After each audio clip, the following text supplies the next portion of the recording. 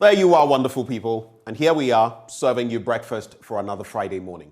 My name is Benjamin Akakpo. As always, I do this together with Bernice Abubedu Lansah. Shortly, we'll be bringing you the news, but right after that, you can expect the news review, and I'll be joined by my own bosom friend, Kojo Brace, an assisting editor with the Multimedia Group. But on Prime Take today, as we talk sports, Fentuo Tahiru Fentuo speaks with Ibrahim Sadiq, a midfielder with Swedish side BK Häcken. There's a whole lot to expect from that interaction, so do stay with us. After that, we've got blunt thoughts, and I'll be sharing my blunt thoughts with you this morning as always. But then we get into our big stories. It's all about the NDC's flag bearership race, and John Mahama leads the race to be NDC flag bearer. We continue our analysis on the poll by Global Info Analytics, today with a focus on the NDC. Now, John Dramani Mahama is the preferred candidate for that party. However, Dr. Mahamudu Bawumia has closed the gap between himself and Mr. Mahama from 62% in October 2022 to 58% in January 2023. And it appears Mr. Mahama has also lost a bit of ground when it comes to his lead against Alan Chemantin by another 3 points, 3%. Joining us for that conversation as we dissect the real issues in there, our guest, Kojo Bonsu, is a former Kumasi mayor and NDC flag bearer hopeful. We also have Dr. Tutu Buahin, a political marketing consultant with the University of Education, Winneba. Dr. Sumaila Asa, he's a development expert, senior lecturer at the CK Tadam University of Technology and Applied Sciences, formerly the UDS. All of them join us for that conversation. But also coming up, you may have seen there is this conversation on the arrest of a man whose viral audio indicted the police, and it seems unending. In the audio tape, the man who introduced himself as Dr. Patrick Esiedu claimed that he had been stopped by some police officers who planted substances suspected to be narcotics in his car and attempted to extort money from him.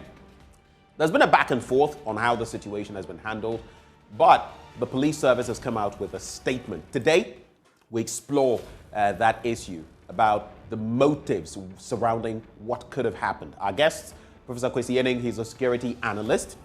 Adib Sani is a security analyst as well. And later, as always, we'll offer you the opportunity of sharing your thoughts with us on the various discussions we're going to be having.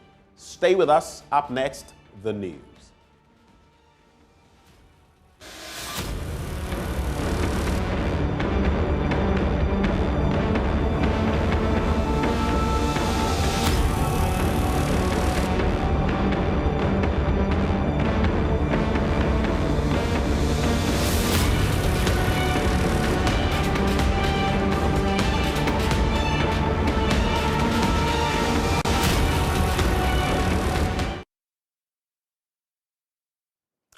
Thank you for staying. Let's get into the news now. And it's all about a plea for debt cancellation. 13 aid and campaign groups, both international and local, are pushing for international creditors to cancel a large portion of Ghana's debts. Government of Ghana in December formally started processes to restructure its foreign debts under the G20 Common Framework Platform. Ghana becomes the fourth country after Chad, Ethiopia, and Zambia to do so. On Wednesday, Ghana missed a $41 million interest payment due on a $1 billion Eurobond. But the aid groups believe private lenders must share in the cost of a crisis they helped to create. The Paris Club, fronting talks with the G20 countries, says the creditors are committed to hearing Ghana's case for debt cancellation. But Dean of the School of Business at the University of Cape Coast, Professor John Gachi, says government will have to do a lot of convincing to get the buy-in of creditors before the appeal is approved. He is, however, unsure whether all of its debts will be waived. Well, debts have been cancelled over the years when certain conditions are present. And Ghana has received debt cancellation benefit in the past. I think quite recently, we can talk about the HIPIC initiative. There was debt cancellation, debt forgiveness, etc.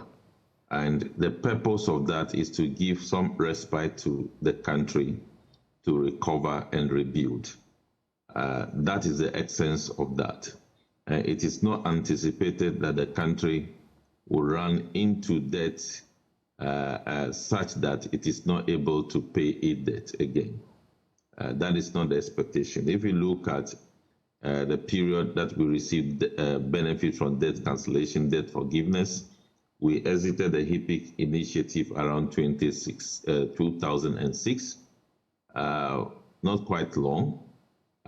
We are here again. So as to whether the creditors are generally willing to provide us with that opportunity again is something that we need to discuss with them, provide cogent reasons why we think we should be given the debt forgiveness opportunity.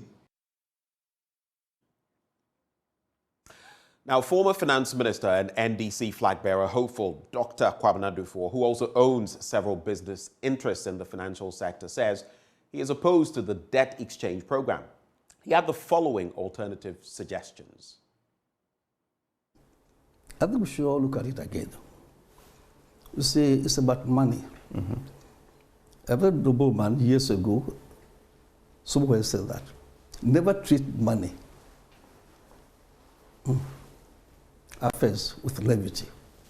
Mm. Never treat money affairs with levity. Money is character.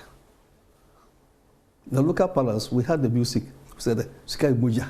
Mm-hmm. What you manage, talk about money, be very careful. If it goes wrong, people can die. Yeah. So I think, much as we need to maybe use the bond, mm-hmm, or manage the bond in a way that will give us a very solid fiscal consolidation, mm-hmm, we should be careful about the lives of people. Do you agree that a domestic debt exchange is the right way to go? No, I am looking at the need to have strong fiscal consolidation. Okay. I'm a shareholder of a company. Mm-hmm. They're talking about taking some bonds. Nobody has consulted me. Nobody has told. I have no idea about that. I only heard it from the radio, and my children told me this was happening, but nobody has spoken to me. Now, we need to... You, shareholder? I'm a shareholder in the company. As in, shareholders have not been consulted? I have not been consulted. But let me come and say,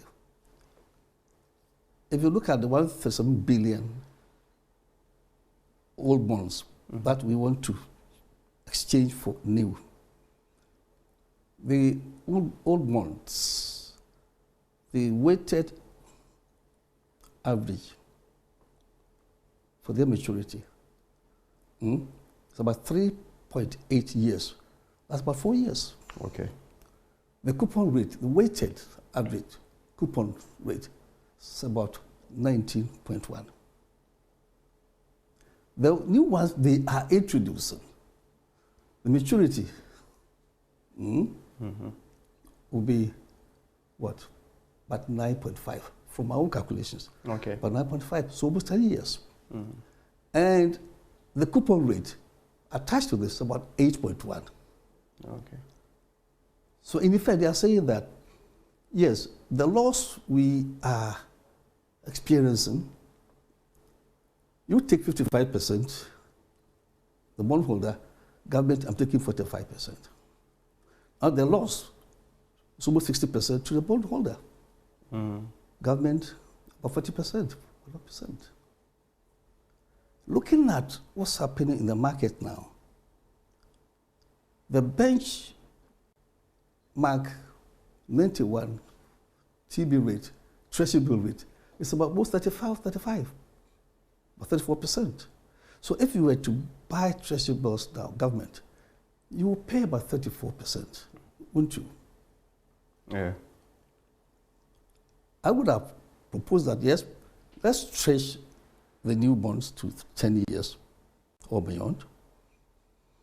But looking at the market now and the economy now, the 19.1 coupon rate that old ones were enjoying, I'll keep it like that. Okay. And not 8.1. Mm-hmm. Because the cost of borrowing to you government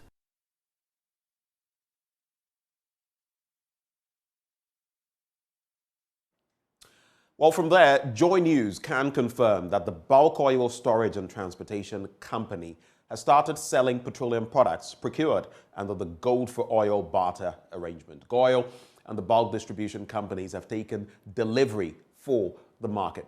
What is being sold is, however, only 20% of Ghana's market needs. The Bank of Ghana says you should not expect to see an immediate reduction in the prices of petrol and diesel at your favorite filling stations just yet.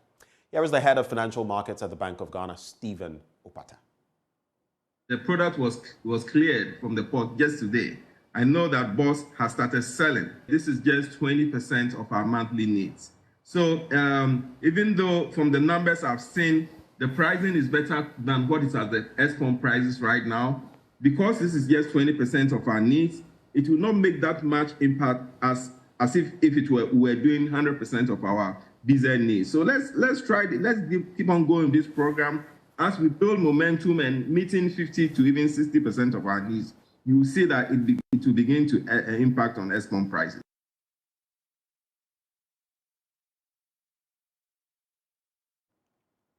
Now, in our next story, about 85% of students in the Ashanti School for the Deaf are yet to report to school in the second week of reopening. School authorities say parents often discriminate against their disabled children when fulfilling their educational needs of other wards, though they have the same curriculum as other basic schools. Nanaya Ojima reports the late reporting of students have distorted their academic calendar and reduced contact hours. All basic schools have entered the second week of the new term. At the Ashanti School for the Deaf, less than 70 of the 600 pupils of the school had returned from vacation. Though the cost of education here is absorbed entirely by the government, school authorities say parents use financial difficulty in purchasing provisions for boarding school as an excuse for the delay.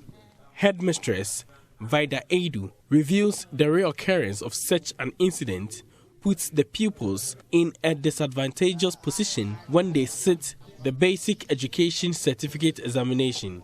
Once a parent has seen the need to bring a disabled child to school, it means the parent has not neglected that child, but they don't place them as a priority.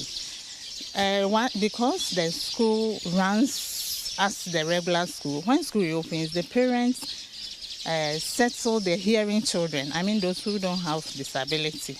They settle them in school before they take us a second chance. So that is why we stay in the home till the 4th week before the school is full. As they are planning for the hearing children, they should plan for us as well. Because we write at the end of the year, we write the same exams, the same time, the same period. So as they are delaying us in the house, it goes a long way to affect us in our teaching and learning. The school, established in 1977, is the only one serving the whole of the Ashanti region. The school operates like all public basic schools, running the same curriculum. Since establishment, some of the facilities are yet to receive any renovation. So all the facilities in the school are old. When we talk of our buildings, they are very old, so we would need building materials like paint, roofing sheets, louver blades, etc. All our louver blades, when you go to the dormitory and then the dining, they are all broken. We also need food items to support what the government brings to the school. One of our major problems is vehicle. The only pickup that we have is out of use. And then the bus that we also use to send the children for sports and then excursion activities is also spoiled. Meanwhile, the Bookbinders Association in the Ashanti region has donated stationery worth 30,000 cedis to the school. The donation is expected to improve teaching and learning in the school. Peter Insia is chairman of the association. Well, we decided to make this donation to this school because they are in need. Their parents have so many children to take care of, and they normally leave these people, these disabled. So we decided to this time come here to make this huge donation to them so that it can help them to learn. Even though the government is doing its best, it's not enough. So they need so many things like. For JoyNews, Nanaya Ojima, Kumasi.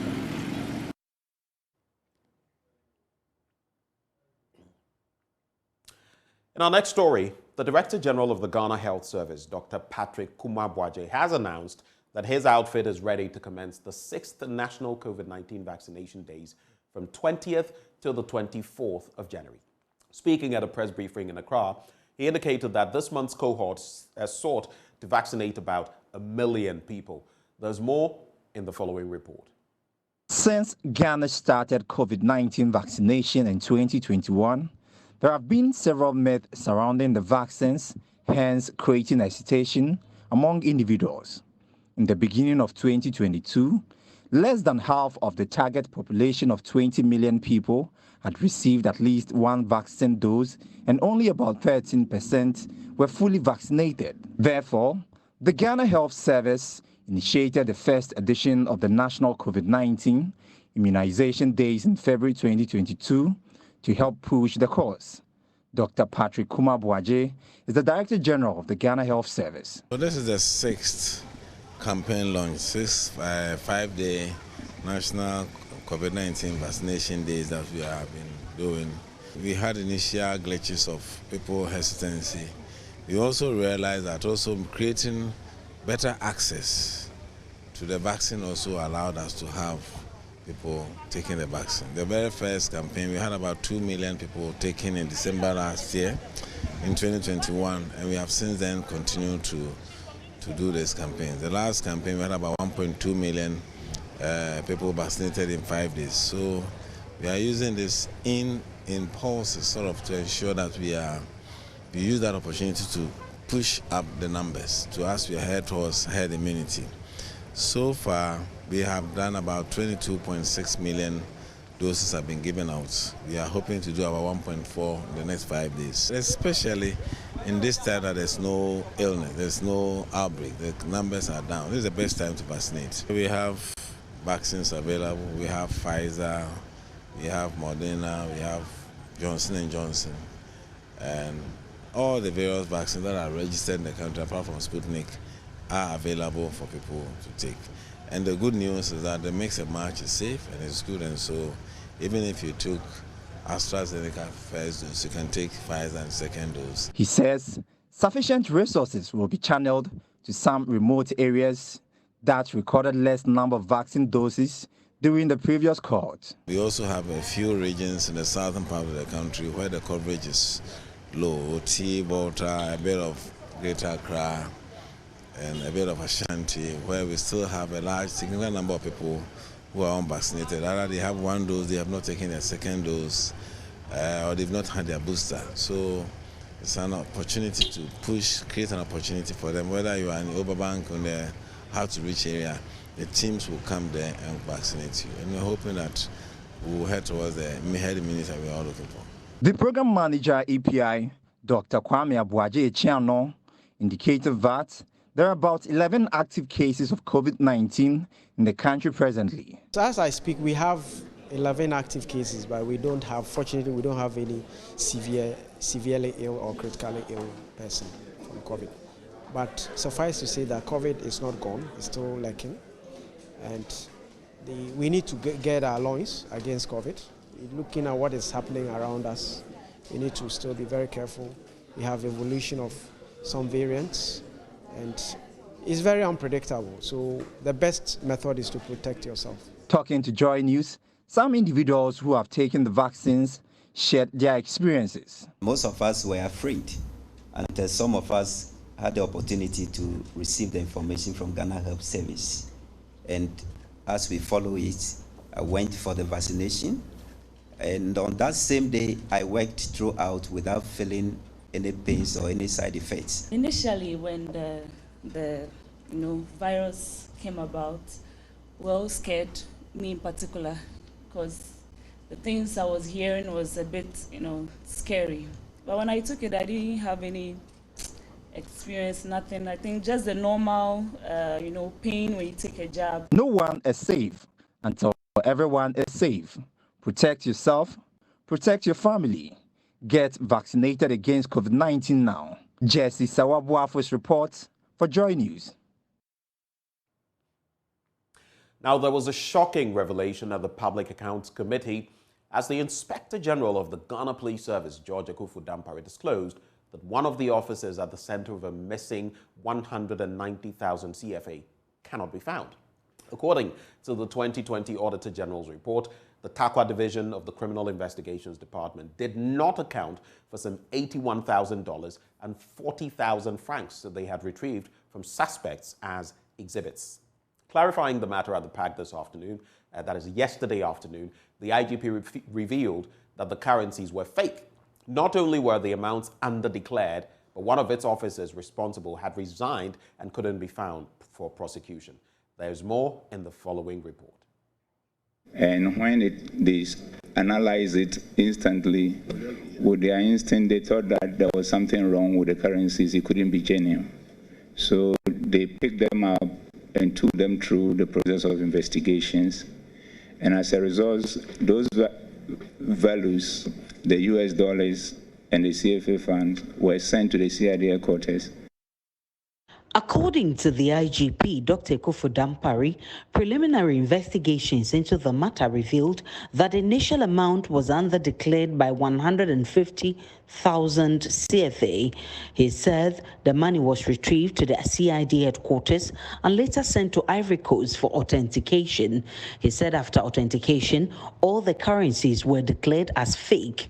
Meanwhile, after sending the cash back to Takwa, it could no longer be found. The police on their own, the course of investigation, realized that it was more than the 40,000. It was 190,000. So that 190,000 was brought from Takwa to the CID headquarters, and through the Ministry of Foreign Affairs, it was sent to Cote d'Ivoire, the authorities, for them to authenticate it for us as to its genuineness or otherwise. And that was done, and the results with the accompanying appendix indicate that they were all faked. But the interesting bit about the investigation is that the police cannot find one of their own who is at the center of the matter for prosecution. Honorable Chair, there has been confusion as to who actually received it and the whereabouts of the money. And when it came to our attention, we have looked at the matter and identified 3 police officers who are involved in the matter. Unfortunately, one of them has resigned from the service, and we are making an effort to look for him and for him to be held accountable. In the case of the Trades Ministry, the Public Accounts Committee has surcharged 2 regional directors of the NBSSI to pay a total of 1,914 cedis back to the state. The money was a tax they were expected to withhold on the payment of some goods and services. Honorable Chair, we have a little bit of a challenge because when the auditors audited our regional secretariats differently, so we only looked at our own individually, the Ghana Enterprises own, and the regional ones separately. So there was a little bit of a lag there, but we have actually worked on it, so we will have it immediately. Madam, I think 3 years is too long a time for this amount of money. Next week they'll pay it. Thank you. Thank you. So we're giving you next week to refund the money. If you don't get them, the accountants, Mr. Emmanuel Ampedu Sasu, and the regional manager, Isaac Dimako, will personally have to pay the money. Meanwhile, the Ministry of the Interior said it has reached an agreement with 3 companies, Messiah's AEL Mining Service Limited, Orica Ghana Limited, and Maxam Ghana Limited to pay 1.5 million cedis to the government as tax difference charges on some explosive imported into the country within the period. I should, as it were, face the gallows, and I think that they didn't want that situation to occur because I have not really benefited from what a transaction that went on. Thank you. Please, would you give us a time frame so that we will be rest assured that everything will be done, the payment will be done? Can you give us time frame? Honorable Chair, I cannot, as at now, give a time frame, but with the discussions with them, we asked them to come out with a payment plan up to the middle of this year so that we recover the said amount. Thank you. The committee resumes tomorrow to probe the ministries, departments, and agencies who were fingered in the 2020 Auditor General's report. James Kwesi Aveji's report for Joy News. And that will be all for the news this morning. But stay with us. We dig into the papers and bring you the latest from there shortly.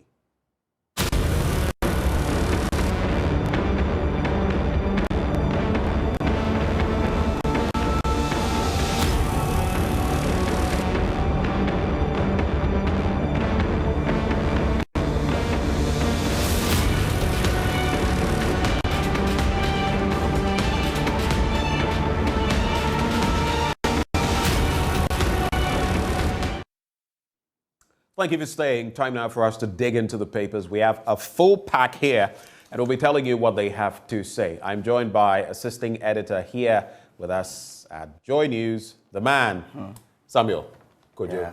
Great. Fabum. That's what it is. That's what it. You know what time it is? Yeah. Me phone. Oh, me phone. Yeah, me phone. You have to go there when you know that. Yeah. What do you say? It's all fine. You know, like in my language. Yes, you're starting the show with the mischief. Yes. Oh, really? This is not. I mean, I'm trying to. You know, my stepmom is watching me, and I have to speak a bit of a language. Me phone. Davi.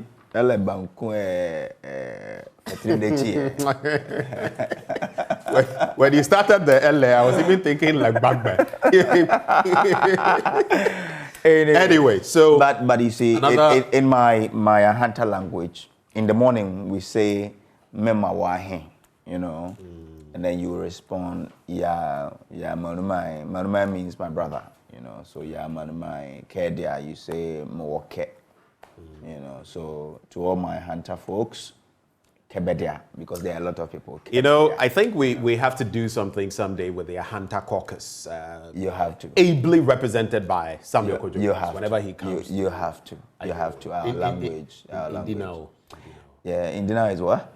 What does it mean? You know, our language is on the verge of... You just said good morning, and I'm telling you, you're asking. Anyway, so, there was something, I remember, was it, what's his name? Oh, it just escapes me. Our colleague, I think he's also a hunter. Oh, Justice. Justice Oh, Beidou. yeah, Justice Beidou, yeah. In fact, his sister did this for me. I see. Yeah. Oh, so that's the famous... Yeah, Abby Trent. Yeah. Okay. Yeah, that's it. There are questions on my mind, but I'll leave them for later. Anyway, I mean, later we can talk Why are you running away? I'm not running away. You can bring it up. Once I said that there were things on my mind. I mean, you know how they ban me, you are no. Hey, Charlie, and a hunter man doesn't run from anything. No, we are brave people. That's why we are.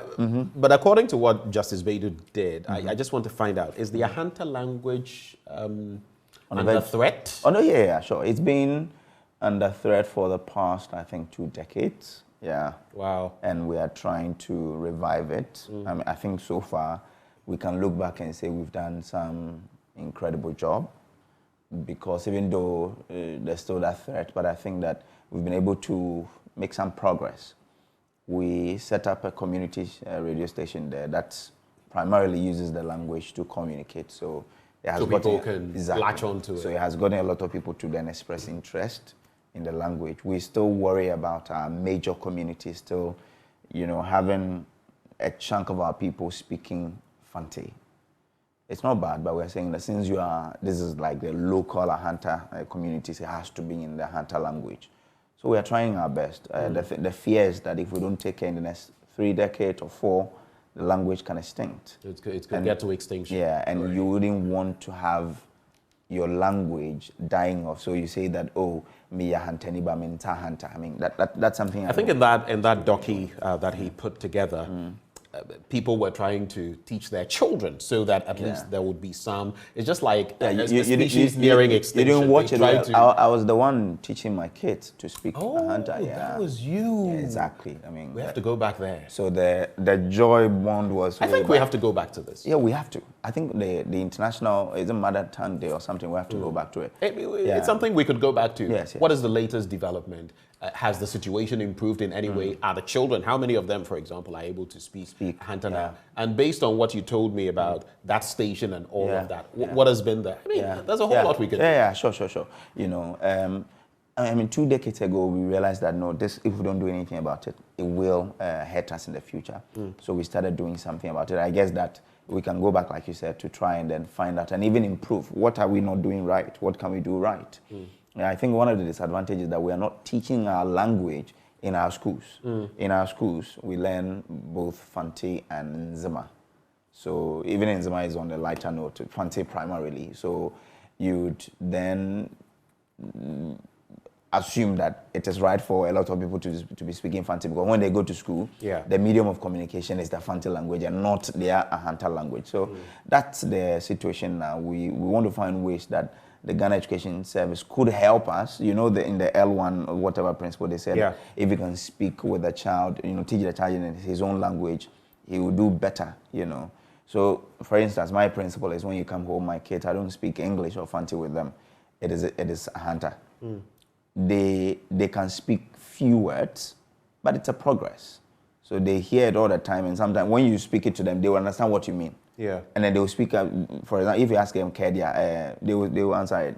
When they want to tell you they are hungry, they will say it in Ahanta. When they want to tell you they want to drink water, they will say it in Ahanta. When there are a few things that, and I'm happy about the little progress that we're making. And now if you go to every, like people of my age who are hunters, who have married, we are all, you know, encouraged by the things we see in our homes, because we are trying our best to speak Ahanta to our kids. You see Justice on Facebook with his children trying to speak the Ahanta, and it's just exciting what we are doing. And it is not only Ahanta.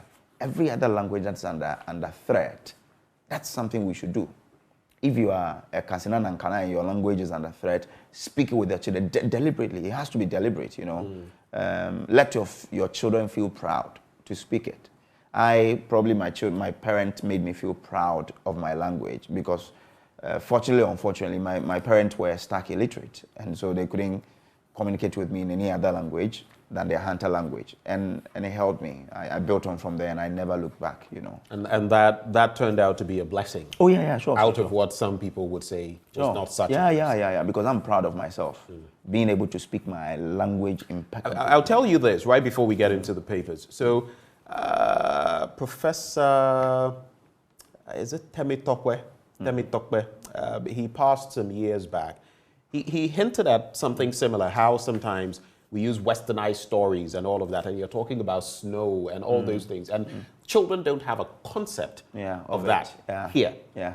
So you can talk about Kalulu the hare in, is it Central or Southern Africa? You can talk about Kwekwananse here.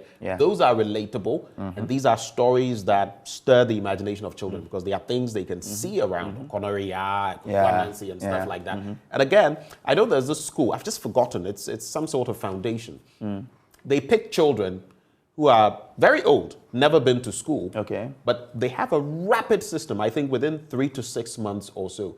They start teaching them, but here's what they do. They don't start teaching them in English. They will never, it's practically impossible for them to catch up. They teach them in their local language so rapidly, and they catch up, then they take them to school and they start with the English. So the understanding is already there from the source before they start with English. It's doing fabulous stuff up north. So it just got me thinking about our approach to education, and maybe bridging the gap when it comes to the illiteracy or the illiterate, population. I mean, if you're using yourself as an example, my mother started telling me duba, mortar. Mortar, the fufu mortar. In my language is duba. When you see coconut, they say kuku. When you see chair, it's beer. So when I moved and went to school, and you are telling me, okay, chair means my beer that I know is chair, my duba that I know is mortar. It was easy. And I think I didn't do badly at all in the English language. And that's why I feel that for me, I'll let my children have say, even though I can speak English with them. But no, I'll let them speak their local language. Go to a proper school, go and speak English there. That is fine. You will be okay, you know. So I think that we should all try doing it so that we can keep our local languages, you know, alive. Thumbs up to you. Let's get into the papers now. I have the Ghanaian Times newspaper, the New Crusading Guide, the Custodian, the Meridian, and the Herald. What do you have? I have the Daily Graphic, the Daily Guide newspaper, the Daily Analyst, and the publisher, the Ghanaian publisher. Very quickly with the Ghanaian Times. Agrada's lawyer in court for allegedly assaulting policeman. My wife's placenta has been sent to Italy for analysis. That's a husband. It's about the missing twin saga. And I was talking about this yesterday because I have personally handled many years ago, about 5-6 years ago, I had to deal with a similar incident as a journalist. And that had to do with another hospital. I don't want to mention the name, but one of our big hospitals here in Accra. And you hear these cases in Kumasi, in Accra, and other places where people say, and this latest one, well, I'll give you some detail, but scans in a private facility, and at 37 showed she was pregnant with twins, yet when she delivered, only one baby was brought to her. In the instance that I covered years back, they had told them one of the twins had died and been buried. And the couple insisted, okay, let us see the body. But how would you even bury my baby without my consent? So it's this situation, but we'll get there. At the end of the 74th ANYC, very interest rates for businesses, and after that is according to the participants. And then 3 cops in trouble over fake CFA 190,000. They are unable to account for exhibit in their possession, I beg your pardon. And you know, it reminds me of the Conte issue. Yeah, the cocaine turning into Conte. Sometimes it gets serious. I mean, there are very good, very professional police officers. And I'm saying this. Recently, the visibility patrols, I think they're doing pretty well. Sometimes it's just the visibility effect. Seeing them alone prevents some people who ordinarily would do certain things from doing them. So kudos to them for that. Of course, there are other aspects that maybe, but at least we salute them for that. But some too, Charlie. I mean, when I'm sleeping, I just hear the siren. I'm okay. I'm like, oh, okay, they are here, so we are okay. We can sleep. Yeah. And then private lenders urged to cancel Ghana's external debt. That's another story we did in the news. So let's take a quick look at the one on page 4, and then the one about the police and this final one. So where do we start? The story about the twin saga is supposed to be on page 4, but guess what? You know, like happens sometimes. The story. Can we probably check it again to see? The story is not on page 4. Oh, really? Yeah. Baby. So let me just. But it's an interesting story. I'll get back to that story. Let's take the one on the police. 3 cops in trouble over fake CFA 190,000. Now, the Ghana Police Service has interdicted 2 officers for their inability to account for fake CFA 190,000 in their possession as exhibits. A 3rd officer involved in the missing fake currency has resigned from the service. He has resigned from the service with the police taking steps to track him down. This was made known, but wait, he resigned. And they couldn't detect that this person was. You should have arrested him. You should have arrested him then. And where is he? So this was made known by the Inspector General of Police, Dr. George Ekufu-Dampare in Accra yesterday when he appeared before Parliament's Public Accounts Committee to respond to audit queries pertaining to the service. He explained that during a routine check by his men in Takwa in 2016, the police came into contact with 4 people in a vehicle, and checks on them led to the discovery of foreign currencies, some denominated in dollars and CFA franc. Yes. The story goes on. Let's also see whether we can find this one on the right page. Okay, so instead of page 4, which is here, I think there was a bit of a typo. It's actually on page 14. Oh, okay. The story of the twins. Okay. So the placenta tissue of a woman whose other twin baby is alleged to have vanished at birth at the 37 Military Hospital in Accra is said to have been sent to Italy for further examinations. The exercise is to determine whether the 38-year-old woman, Ms. Audrey Ejapong, was delivered of twins, which has generated an amperage of interest among Ghanaians. This was disclosed to the Ghanaian Times yesterday by husband of the twins, Daniel Nau, in Accra. After a series of ultrasonic scans in 2 hospital facilities, like I said, including the 37 Military Hospital, that suggested she was carrying 2 live fetuses of 38 weeks Ms. Ejapong was delivered of only a baby girl on September 8 last year. And so that is the situation there. Final story, Kojo, so you can share your thoughts with me on them. A group of Ghanaian civil society organizations has released a statement calling on international lenders to cancel enough of Ghana's debt to make it sustainable. The CSOs, in a statement copied to the Ghana News Agency, called on Ghana to be supported by the G20, the Paris Club, as we know, and UK to stay in default on all external creditors who refused to accept the scale of debt cancellation needed. And that's where we find ourselves. We've missed out on some Eurobond interest payments of over, I think, about 41 million, which we should have been paying, but we've not been able to on the back of the economic downturn. Your thoughts on these? Well, the twin saga is a troubling one. Twins or no twins? Yeah, because if parents are expecting twins, I mean, they've done their scans, one of them being at the same facility. Yeah. So it means that they did like 2 scans, right? I remember my first girl, we did the scan and it was going to be a boy. Oh. But we did only 1. I mean, they get it wrong sometimes. No, we did only 1. We didn't do 2. Yeah. So we needed to do another one to and sometimes the babies do you know katawadi or so? Okay. So when you're going for the ultrasound, yeah, you know, they clasp the legs over and you can't determine their sex. That's just on the lighter weight. So when I got 1, she turned to a girl. We said that no, maybe we should have repeated it to see whether we can confirm it was a boy or a girl. But that's fine. But these people, they did it twice. Can they get it wrong like two times? Can it happen? That. I mean, like in this case, 2 scans show that they are twins. Then she delivers and it's only 1. And I'm asking, can the scans get it wrong twice and do 2 different facilities? So medically, unless, I mean, I'm no medical person, I'm not a doctor, but I am surmising that unless maybe the other person or the other infant, the fetus they were seeing was maybe not a fetus. You know, sometimes, and I'm just conjecturing here, I'm not suggesting anything, and I'm very aware of the sensibilities of the different parties involved. Both the hospital facility, which is claiming it hasn't done any wrong, and the couple who feel aggrieved. But I have had instances of people, for example, who have thought they were pregnant only to find out maybe it was a fibroid or something else. There. So I cannot sit here and determine what it was. But if 2 facilities, I think it raises quite some interest. If a private, and that's the interesting thing, the private facility confirmed there were twins. Okay. There was a reconfirmation from the same outfit, the 37 military hospital. So now it remains to be seen. And I think there should be access to the scans, the ultrasound scans, for further analysis and all of that. But it's good that they've taken it to Italy for further analysis. You look at the parents are bent on really getting to the conclusion of this matter. Because if scans, including your own, tells us that we should expect twins and only one comes out, it's okay for the parent to want to doubt it. You know, that, well, we've been told that we should expect twins. Why are we getting only 1 now?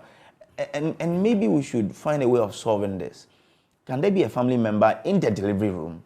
Because I remember I was in the second one. I was there when she was being delivered. Although I got out at a point, you know.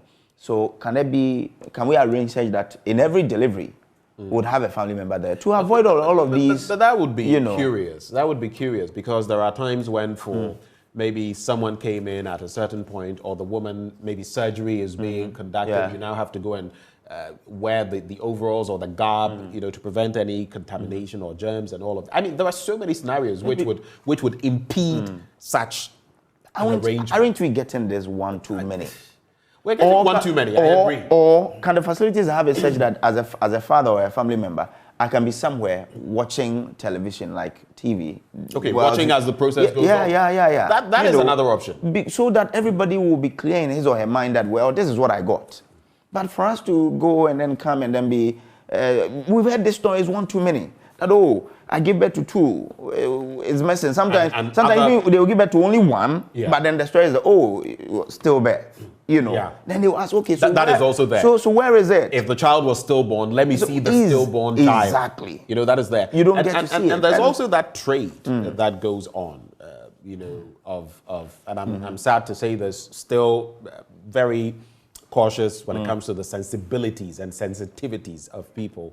But you know that it's been said that some people traffic babies and all of that for all kinds of nefarious purposes. Sometimes it's because some people want babies and there are people trying to connect them to, and they are selling, we've had those stories in this country. So it becomes problematic when they happen, because then people are asking, hey, has someone pocketed some sum of money with on the back of our misery, our agony? You get it? Yeah. So I mean, it's a valid concern, and I think the hospital ought to deal with it decisively. Exactly. Let a family member watch what's happening. If the baby is stillborn, the family member will see it on the screen that, and will confirm that, Charlie, when the baby came. They did everything they could. I watched this movie.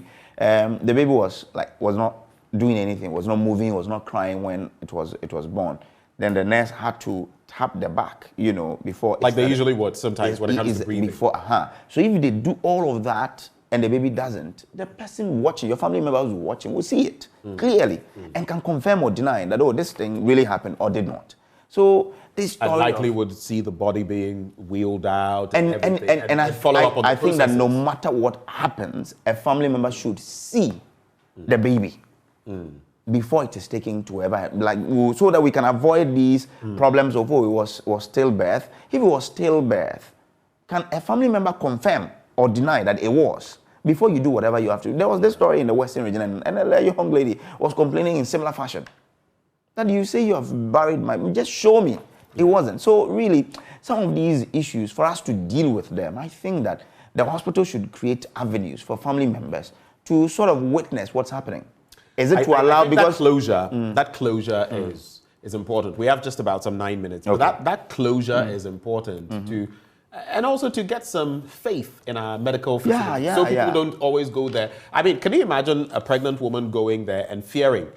Already, pregnancy comes with so much turmoil, and then being afraid, being anxious because, hey, are they going to do something to my baby or something of the sort? Now, this is not to paint black our medical professionals. We're only using past experiences. But some of these take away from that professionalism we expect from them. Let's quickly look at the daily graphic. Okay, now 1 year after PRT explosion, victims grateful cry for more help. Cathedral Bruhaha, we cannot all have our way. Trustees, chairman. And GHS rolls out latest COVID-19 campaign. Health Minister calls for review of NHIS Act. This is a big call, Now, while 46-year-old Joseph Kobnahin Jr. is fighting for his life, some families are still mourning the loss of 16 relatives and loved ones a year after disaster struck Apiate, a community near Bogoso in the Prisiahuni Valley district in the Western region. Today marks exactly a year since the incident, which wiped out almost the entire community of about 1,000 residents and left almost half of the residents with injuries. Daily graphic checks indicate that 16 people are still receiving medical treatment. Some of the survivors of the tragedy are still fighting for their lives in hospitals, while others now live with permanent disabilities such as visual and hearing impairment. And Ben, they are calling for more support. You remember the other time that the minister was there, they said, well, can we get more support because our lives are still not the way they have to. So that's Apiate resident calling for more support from from all of us. So if you can, just extend your help to Apiate. Now, again, every day it looks like we are hearing something about the cathedral. Today I'm hearing that we will be borrowing to complete the facility. That's according to Dr. Joyce. I saw it on the JoyNews when you were presenting the news. I saw it on I'll not even allow you to. I mean, we're now going to borrow. Look, as I share my blunt thoughts this morning, I'll be talking about 400 million euros that Egypt is going to use to put up a state-of-the-art facility that will build their economy. And we're going to spend about $400 million. Mind you, this facility has quadrupled over in terms of cost. And we're going to borrow. It's interesting. I mean, we're going for an IMF program, and now we want to. Let me hold my horses. You go ahead. All right, so that's it. Let me try and bring you. It says the chairman of the board of trustees of National Cathedral Project, Apostle Professor Kojo Opoku, has explained that given the membership of the board and the divergent views they present, it is not possible for all members to have their way. Oh, the Dagwood Mills angle, right? Now, that, however, does not also mean that their opinions are not considered or respected. In a press statement in reaction to the resignation of the presiding bishop of the Lighthouse Group of Churches, Bishop Dagwood Mills, Apostle Onyina acknowledged that every leader had an understanding of issues that must be respected. Blah, blah, blah, blah, blah. So that's how it is. But I've seen a friend of mine here. You know the New Year School? The director of the 74th Annual New Year School and Conference, Dr. Simon Peter Kafuya-Heto. I see. Used to be my friend in UCC. Hey, this guy used to be your friend. Is he still your friend? Okay, he's still my friend. He used to be my close buddy when I was in UCC. This guy's story will just blow you off. How he was able to get to a PhD. I mean, his story may be one of those stories. We have to tell it. One of those stories. Yeah. We have to. So Dr. Simon Peter Kafuya-Heto, good morning to you. His senior brother is Professor Bernice Aheto of UCC, the fisheries. The guy into coastal, Charlie. Yeah. They are two sharp guys. So my greetings to all of you. Yeah, let's move on. Let's check out a few more stories and it will be a wrap for me. New Crusading Guide now. Council of State members' assets go on auction. NPP opens fire on Mahama over 1D, 1F. And Christian Council implores government to suspend debt restructuring program. All of those there. Let me just take a quick look at this one. The Christian Council of Ghana has called on the government to suspend its debt restructuring program to allow for broader stakeholder consultations. And quoting that release, if you like, after various discussions with some stakeholders on Ghana's economy, we're convinced that the whole process needs to be suspended until broader consultations have been made, the council said in a statement issued on Thursday, 19th January 2023, which is yesterday. And again, back to that story, NPP flag bearer race. No, not that one. It's about, let me just get to where it is. The Council of State bits in there. Sometimes when it's not mentioned which page it is on. It's quite difficult. You now start trying to play the tracking game. Okay, so we can skip that story for now, but that's it. To do with the Christian Council. Just a quick one though. How do you think 1D, 1F has performed? Recently, sugarcane growers were complaining that the Commander Sugar Factory was not buying their sugarcane. And so they are, because there was an arrangement to sell. You remember we were told again that Commander would be back on the road.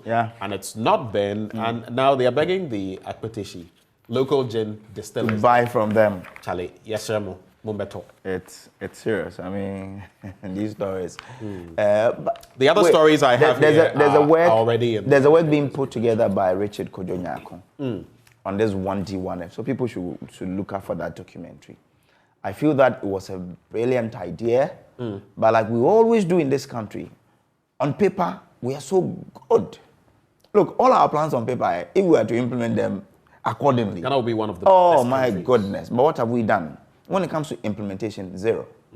Like 1D, 1F, we allowed people, it's good. People have set up companies and all of factories, all of that. But running it has become a problem because they didn't have all the monies that were promised them. So if a bank accepts that, you say this project is bankable, what do? Do you stifle them of the funds? I'm not sure that is how you want to recoup your money. Is that it? Because there are stories of, my project was accepted, I started, but the monies are not coming. And several of them are going through those challenges. So really, what did we gain in We have a minute. To do this. Let's do the daily graph. And there's this story here that will be of interest to all of us. Motorway reconstruction starts soon. Another promise. Now, the Minister for Roads and Highways, Kwesi Amoakwanta, has hinted of plans by the government to soon rebuild a 19.5-kilometer motorway linking the harbour city of Tema to Accra after going beyond its useful life. The multi-purpose highway, which was designed to last for 50 years, was opened to traffic in November 1965 under the administration of former President Kwame Nkrumah. It is a vital link, blah, blah, blah, blah, blah. Now, the minister told the members of the Public Accounts Committee of Parliament Thursday that the motorway construction project would have 10 lanes and 4 interchanges to help cut traffic jams and the cost of doing business. So that's it. He says that they're going to start very, very soon. I don't know how soon this will be, but I wanted to have more, to be given timelines, but I'm not seeing any timelines there.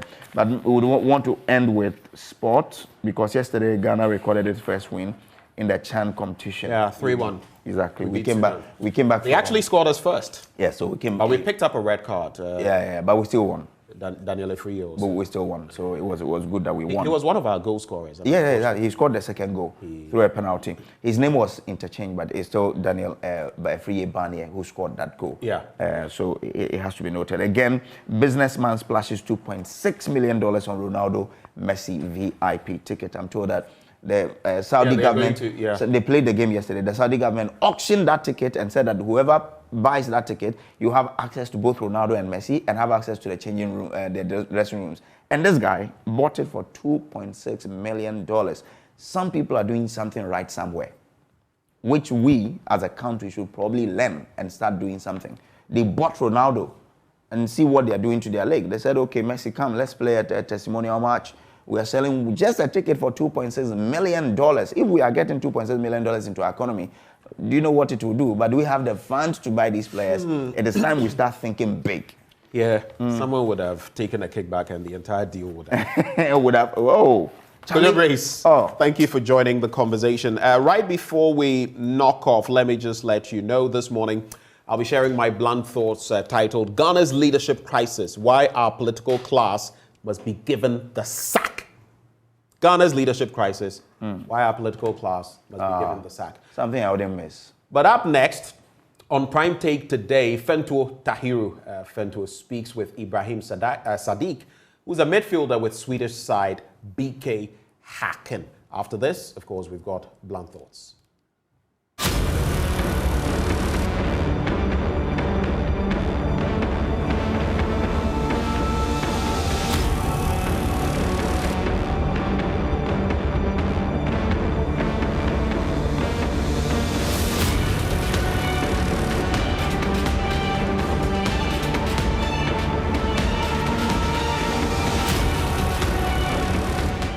It's a pleasure to have you on the show. How are you? I'm good, and you?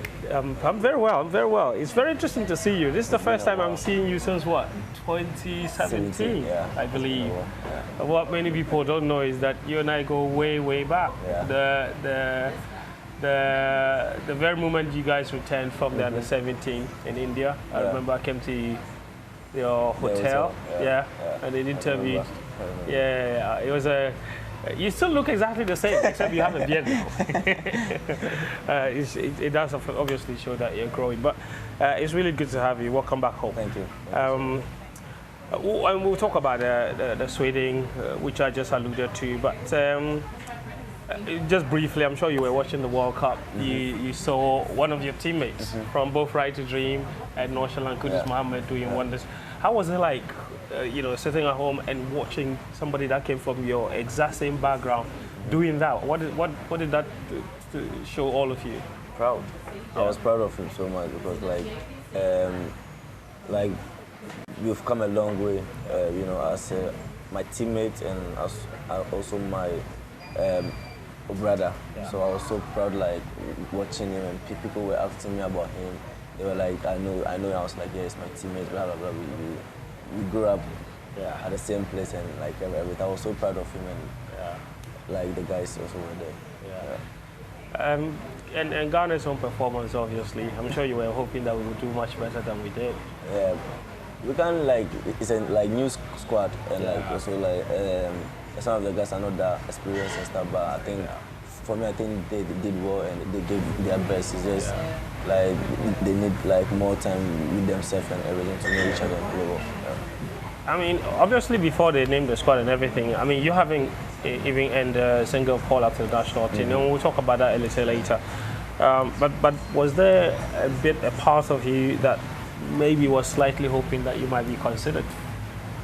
To be frank with you, like, for me, I'm a guy that will, like, always have a goal, and like I'm always like focused on my goal, and like I don't stress myself too much to like think of something that will never happen or that will happen. I just go with the flow, and if it happens, it happens. You know what I mean? I don't think too much. I just do my best, and then like hope for the best. Yeah. Okay, let's talk about your childhood. You said that you almost grew up in the same place as Kudus. You have very similar background. Tell me about what it was like where you were born, how you grew up, and even before we talk about how you ended up at Right to Dream. Are you also a Nima boy? Yeah, I'm a Nima boy. I'm a proud Nima boy. Oh wow! Yeah, I'm a proud Nima boy. That's really cool. Yeah, so yeah, me and Kudus are from the same place. It's in like near the like market. Yes. And I'm like 5 minutes walk away from him. You know, so like we grew up close to each other. Yeah. So we knew like each other before even like playing. You even went to the but not that tight. We knew each other, but not like close. But until like we started playing together, we knew each other more. I know where Kudus stays. I know his mother is. I know his mother very well as well, and I know that he's Wala. Are you also Wala? Nah, I'm not Wala. But you know he's Wala, right? Yeah, I know he's from Wa. Yeah. He grew up in like Nima and everything. Yeah. I know their house. Just the junction when you're going inside on the left. Yeah. Before you reach him, I'm on the right. Oh, nice. I know that area very well. I know Kudus, for example, like he started with the Coast team before the academy picked him up. Was the story similar for you? Yes. Actually, it was like I've been there for like 4 times. Although I was really young, so they will keep me at like one guy called Fifi. Yes. He was like a guy that like works with them. Okay. And then he has his own like place that when the guys are young, they go to his place and stay. So I was there for some time, and then like my mom wasn't happy with everything, so she told me to come back home, study, and then but mine was also like the same as Kudus. I was there one day, and then we played tournaments like trials, and then I was picked up, but like I didn't know that I was going. So I was home, and then like I think it was Kudus' coach that even came to my house. I was at home around like 5 a.m. with my grandma. Okay. I was sleeping, and then they came to knock on my room, and they were like, I have to go now to Right to Dream. How old were you then? I was young. I was like 9 years old, almost 10. So I was really young when I went to like Right to Dream. I was in the house, and then they were like, Right to Dream called, and they were like, they need me now. I should come to, I think it was East Legon, Akakpo. Okay. They were waiting for us to come and sing the class. So then my grandma didn't like wanted me to go. She didn't understand what was happening. Yeah, but like me personally, like I'm a guy that I'm like responsible for myself and everything. So I just like I wanted to play because my dad was also playing. So Your dad was a footballer? Yeah, my dad was a footballer. Oh wow. He like nurtured me and everything, like trained me and everything. So like when I was going, my grandma was like, no, she wouldn't let me go. It's like, only grandchild. Grandchild. Why are they taking you? They were like, no. I was like, you should let me go. That's my dream and everything. At 9 years old, you already knew how to convince your grandmother that she let you go. Because I was so close to my grandmom, so it was hard for her. It was also, and the guys at my area, like they knew what my potential is, so they were like, she should like let me go and I'll do well. So I went to like Right to Dream at the age of 9, and then like everything just started from there. Wow, amazing. Let's talk about the few years you were there. At the beginning, obviously, like you said, you and your grandmother were very close, and you had been with her the whole time. To now suddenly be living with other children, and you can go months without seeing your grandmother. How was the beginning like for you? So beginning was a bit hard because I left home at a young age to like Right to Dream, and like at first when you go to like Right to Dream, everybody thinks it's a nice place. Of course, it's a nice place, but you stay there for long and you won't see your family and stuff. So from there, I started to like understand life and everything, what you have to do when you leave your home, everything. But me, like, leaving my parents at the start was hard, but when I grew up, it became like normal for me because I'm someone who likes to stay alone, be with myself and everything. But it was a bit hard at the start, but the end was good. I mean, the Right to Dream system is obviously right now is yielding results. In other words, we've seen a lot of Right to Dream graduates playing at the highest level. But even before your generation, with Wallace and all those other guys came, there was the David Akam generation. I mean, Warriors. did you guys go Warriors generation? Did you guys go to meet all of those players? What do you remember from them? I didn't meet them. They left. I was there to 2010. Okay. So I was 10 years by then. So I left there. I was there 2010. Although I've been there, I've been in and out. Yeah.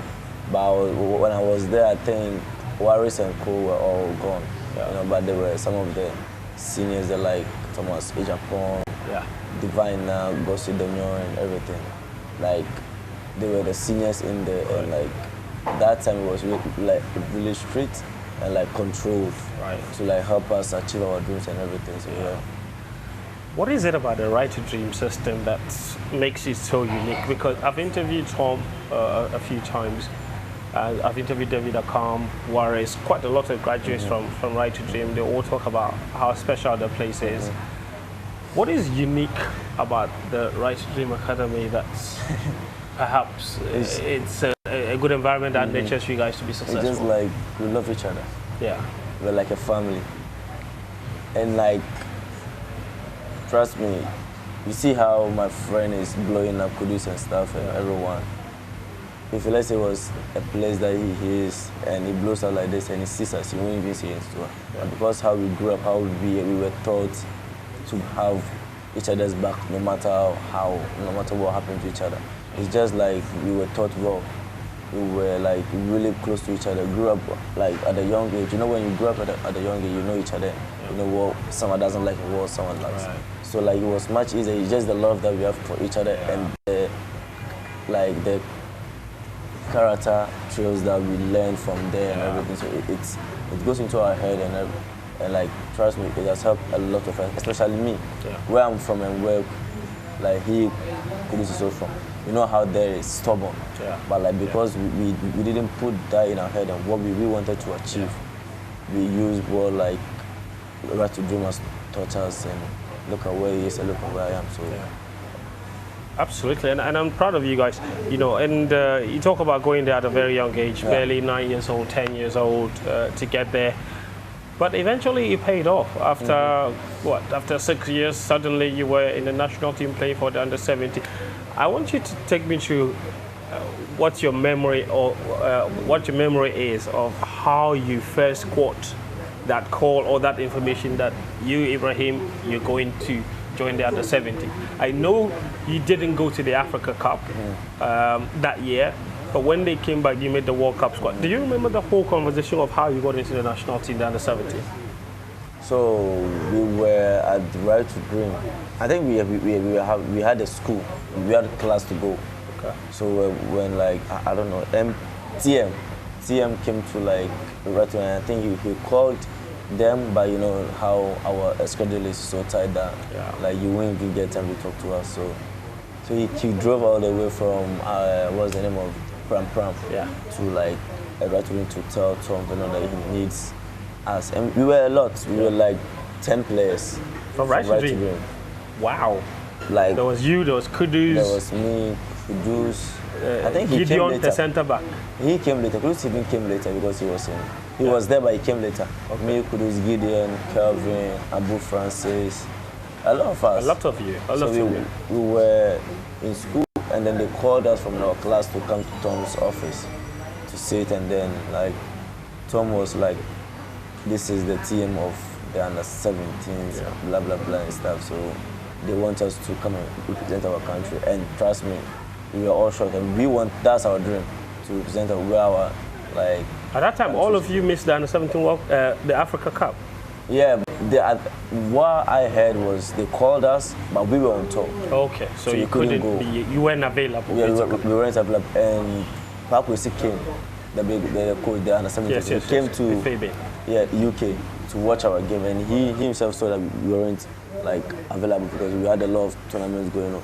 So when we came back, we had to go back to Right to Dream and then have some time for ourselves, regroup again, and then everything. So we were there, and then Tom called us into the office, blah, blah. I had my crazy hair. And then Tom called us, and then TM was like, you are not bringing this hair out. Wow, right there. Yeah, he was like, before you joined he was like, all of you are not bringing this hair to the camp. 970 camp. We have to take it off. And it was a problem for us, like players, we love to keep our hair, stuff and blah, blah. But it's just... Tom is free, he doesn't care about those things. It allows you to express yourself. Yeah, but because of the traits, the character that we've learned from Right to Dream, we had to accept and we know what we want to achieve. So we didn't make that affect us about the hair. cut your hair that night? That very night you had to cut your hair? Nah, we went, so we took the same hair to the camp. And then when so it was like, hey, Mama, what are you doing? And they were like, we were like, we would take it off. And then 3 days later we took it off, and then everything went well, and we were the even first people to arrive there because the guys who played the African Cup were home to rest and then come out. So we were there first, and then everything started from there. If I'm not mistaken, initially Kamaso was part of it. Yes, Kama came, I think. Yeah. Kamaso was with us. Squad, but he was part of the 9 players. The 10 players, yeah. He was part of it. And Kevin Ofori was also part of it. Yeah, we were a lot. I think he came, Kama was with us, but I think something happened. I think he was injured or something. I don't know what happened. Yeah. And then he went back, and a lot of our teammates were also there, but they couldn't make it. There were a lot of talents in there.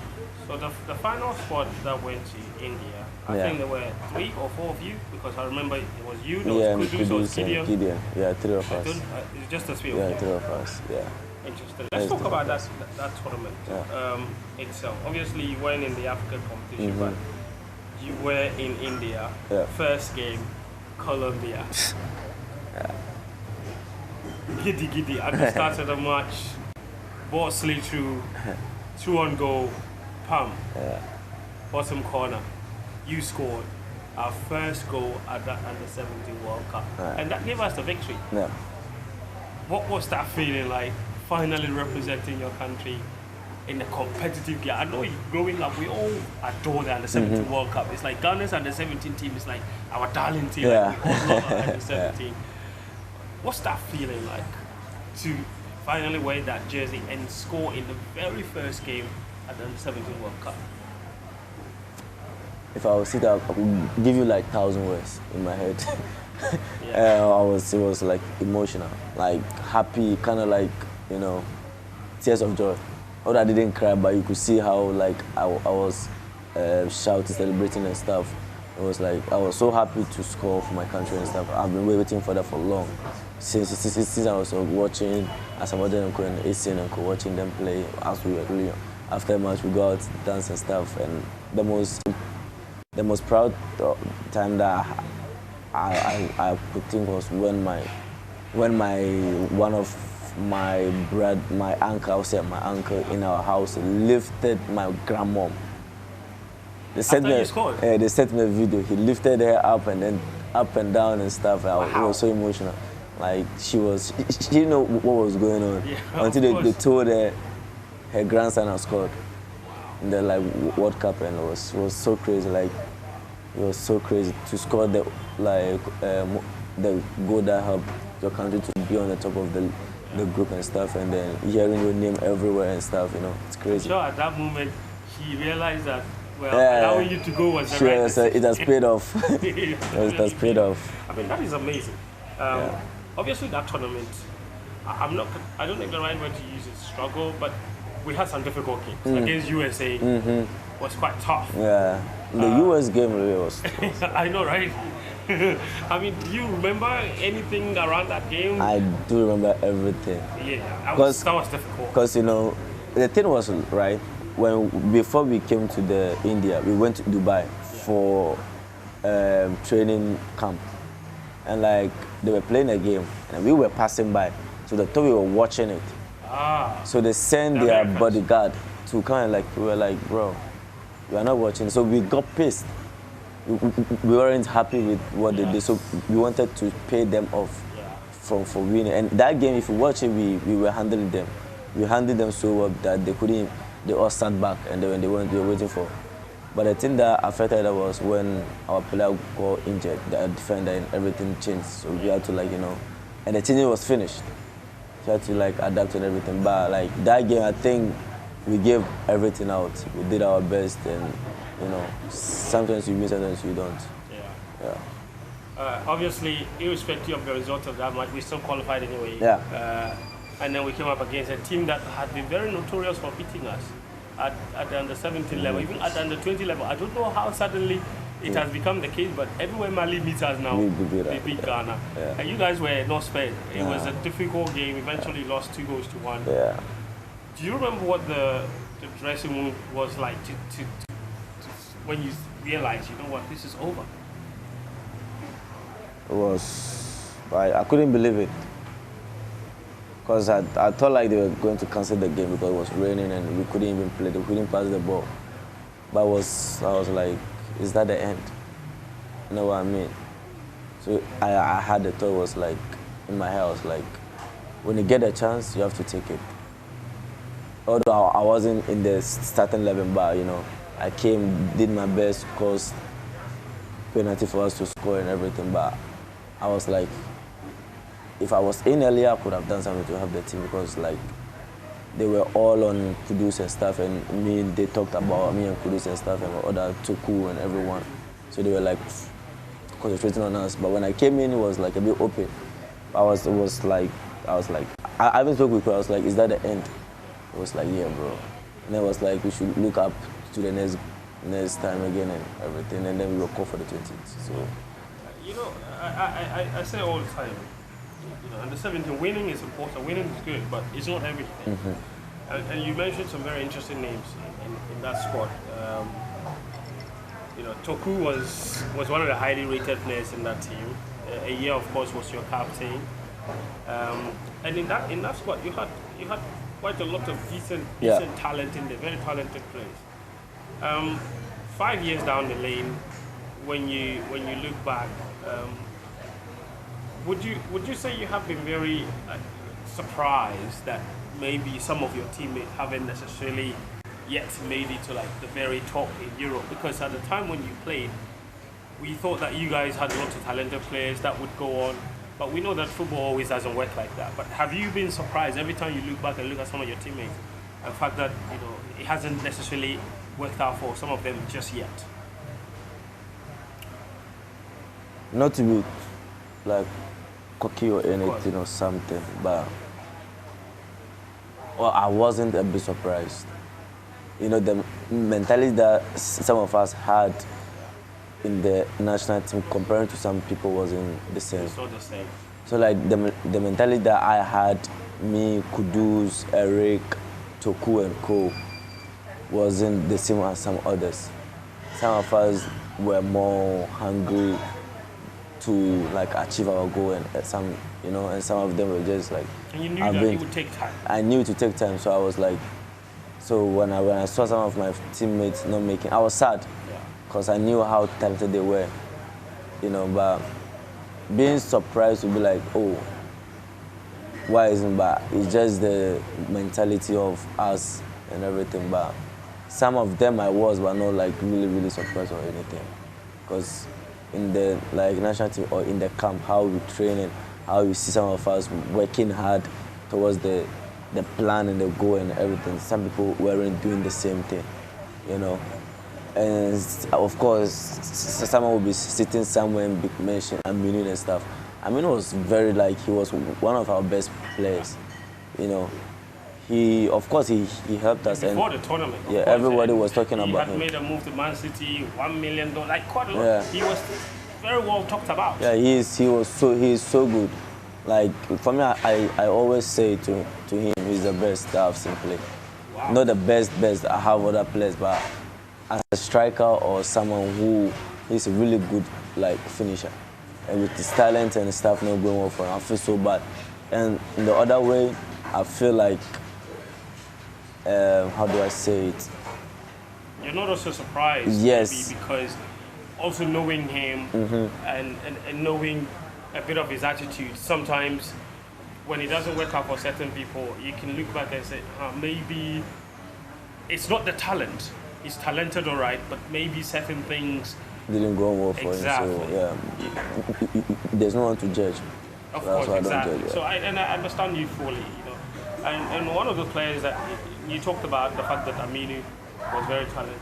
I think that is something that we all entirely agreed with, because at the time he was a very highly rated player. And you mentioned Kudus and how talented he is, but at the under 17, there weren't a lot of people that thought that he was the most talented member of that team.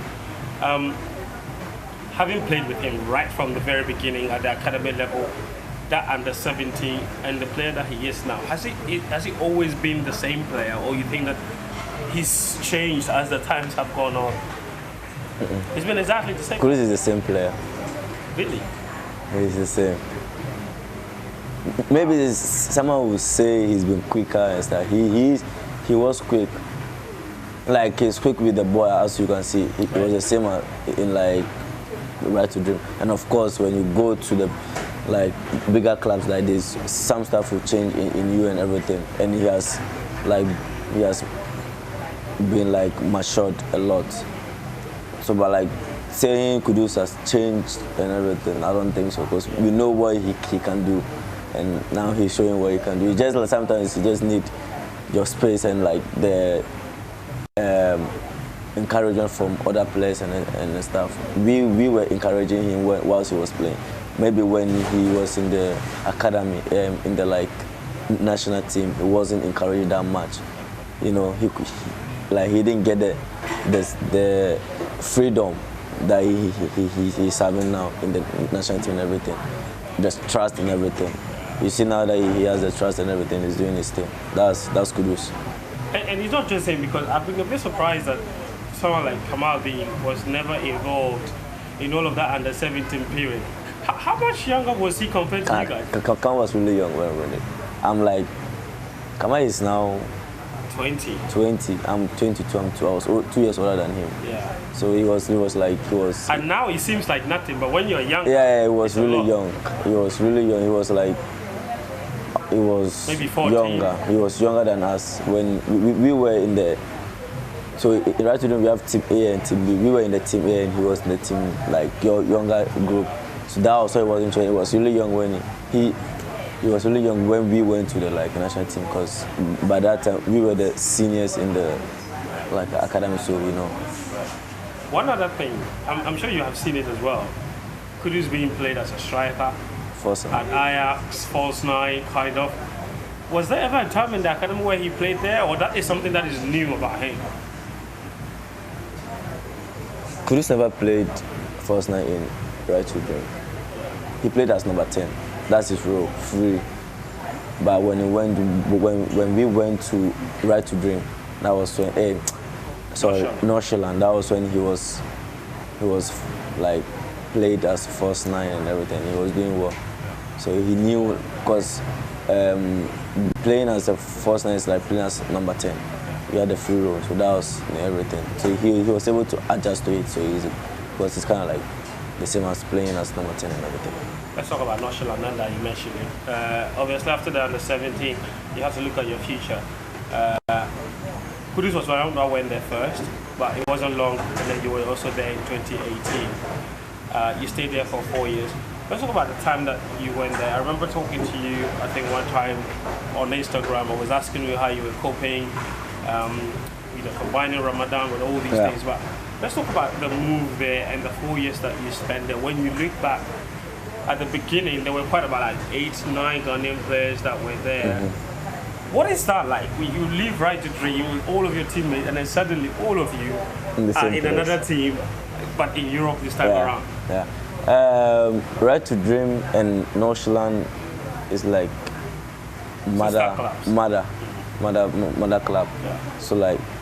So when you were 18, you could sign for Northland or you could go to another team in Europe. So we were lucky to go. Not I'm not saying the others, they were also lucky to go to another team. But we were lucky to go to Northland and to play. So going there was fun because I already know the guys there. So it was like a bit easy for me to go into the family straight. And they also know us. They come down in here and then talk to us and blah blah. So it was a bit easy. But as time goes on, you start to know the professional life and everything. It became a bit hard with injuries, sleeping well, what time you should eat and stuff, It was a bit hard, but for me it was easier for me to go into the family because we already know them already. We've trained with them and everything, so they know us and everything, so it was a bit easier. Also, when you went, it wasn't just your teammates that were Ghanaians. You also had Ghanaian backroom staff, Didi Giovanni. How did he help you guys adjust to life, as a backroom staff there? So before I went there, he wasn't there yet. Yeah, so he came there later, 2020 or 2019 or something, I don't know. Didi, very good coach, high rated coach in Ghana and everything. He was helping us, how when we don't understand something or when they want to tell us something in English and we are far away from the player and they don't want the other team to know what he's about to tell us. He comes to the line, tells us in tree and everything. He is also the coach. He's the second coach, the third coach in it.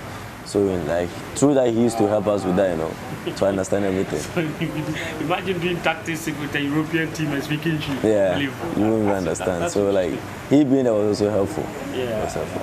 I understand that there were times when you guys would fly one of your mothers there, they don't come and be baking to for you. That was good is small. Good is small, yeah. Every now and then she would come and take care of it. Back at you, also watching, and she'll make food for all of you. That was really beautiful, wasn't it? She is so lovely. Yeah. She's like our mom. All of us, when she comes there, when we are able to produce and everything, we live the same place. Yeah. So we go there, eat, talk about life and everything. She advises us and everything. She's like our mom. We love her. Yeah, I mean that's amazing. You spent 4 years at Northland. There were times when it was going well. There were times when it wasn't going well for you. You spoke about the good times and the difficult times as well. But when you talk about some of the most difficult moments, what would you put it down to at Northland that you thought, maybe, of course, I know you, knowing you very well, you set very high standards for yourself. And 6 goals in almost 50 appearances at Northland isn't exactly the way even you would have wanted it to go. What would you put it down to? What do you think didn't quite work out for you there? I think injuries. I had a lot of setbacks and I had a lot to think. And I think it was my own fault. I was young and I didn't think. So once I was growing, I was thinking, why am I even being angry? Why am I stressing myself? Why don't I think of the next move than thinking of what will happen now? What has happened that I can't control? But mostly it was my injury. Because I'm very explosive and stuff, and if you don't take care of your body, everything kind of so. When I was in Northland, the only thing that was affecting was my injuries. But everything from that was nice. The family, the people there were really good. Because I've interviewed lots of footballers. They tell you all the time, and it's simply you're saying that when you get injured, sometimes the injury is not the physical; it is what it does to your mind. That is really difficult. Because to wake up every day and not play, and not knowing when you could be back playing can be very frustrating. So when it came to the time for you to leave, take me through the conversation around it, because you weren't just leaving because you were leaving a place that you were familiar with, you were leaving teammates, you were comfortable there, you had a familiar environment. To decide that you wanted to go elsewhere and challenge yourself, that must have taken a lot of thought. Yeah, it was. It took a lot. There were a lot of teams that came, but when I was leaving, it was hard to leave because I've been with them for 4 years and stuff. Although if you want to like experience new houses or new places, you have to get out from the comfort zone. So me living there was a bit hard, but I was successful. To also go and do something outside where And it my came at comfort the time zone. when you were doing well. Yeah, you it had finally came. started Yeah. to play. And But before I left, I had a bone bruise on my ankle, so it was like a bit hard for me to even train and everything. But I sat down, I was like, I have to learn my body, what my body wants and doesn't. So living there was like, although when living was, I had also one of my ex-teammates in Hacking. We spoke everything and like it was like they really need me and stuff. So he gave me he was part of it that I even moved there and stuff. And like when I went there, everything was so good. They were like nonchalant, how they behave, how they do everything. So it was really good. It was much easier to adapt to it because I've been to a family and they play the same thing as like nonchalant, so it was easier to adapt to just go into the team. But when I went there, I had injuries and stuff. So injuries were also in it. It was much easier to play there. Yeah. And over there, I have to be honest with you, it's like you didn't even waste time in adapting. 19 games, 11 goal contributions, both goals and assists together. That is impressive. That's more than a goal contribution every 2 games. And that kind of statistic is what gets you recognized. Apart from the environment, why do you think you're also enjoying your football that much? Does it also have to do with the position you're playing or the confidence that's been reposed in you? What is it about the BK hiking environment that's making you finally enjoy your football? Like I said, family. Yeah. It's just the trust when the coaches have trust and the team trust you, that you deliver. It makes you more confident and happy to play. Yeah. You know what I mean? And like when you don't doubt yourself. When I came to North, I was like thinking, let me impress them. But I have to like, rather than doing what I love and enjoying, but I was rather trying to impress the coach. Right. But when I went to Hacking, like I said, when you go there, you start to grow. So that was when I started to know stuff about the game and everything. You know, like I told one of my younger teammates that if a team buys you out, they already know what you can do. Right. You don't come there and impress them. Just do, because they know what you can do. Do your thing. I mean, everything. So that was what I started to learn. When I went there, I did what I could do, and then it paid out. And Hacking has a good tradition with Ghanaian players, don't they? Yeah. I believe, is it Akam? Waris played there. And this Kumasi boy as well. Yeah, Nasiru. Nasiru also played there as well. Do you get compared to them a lot? When I was coming, they were comparing me to Waris. Oh, wow. Yeah, because he was like same height as me. Yeah. Like strong and everything, quick.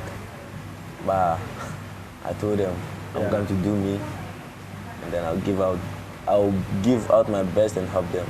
Yeah, obviously. That was when everything started.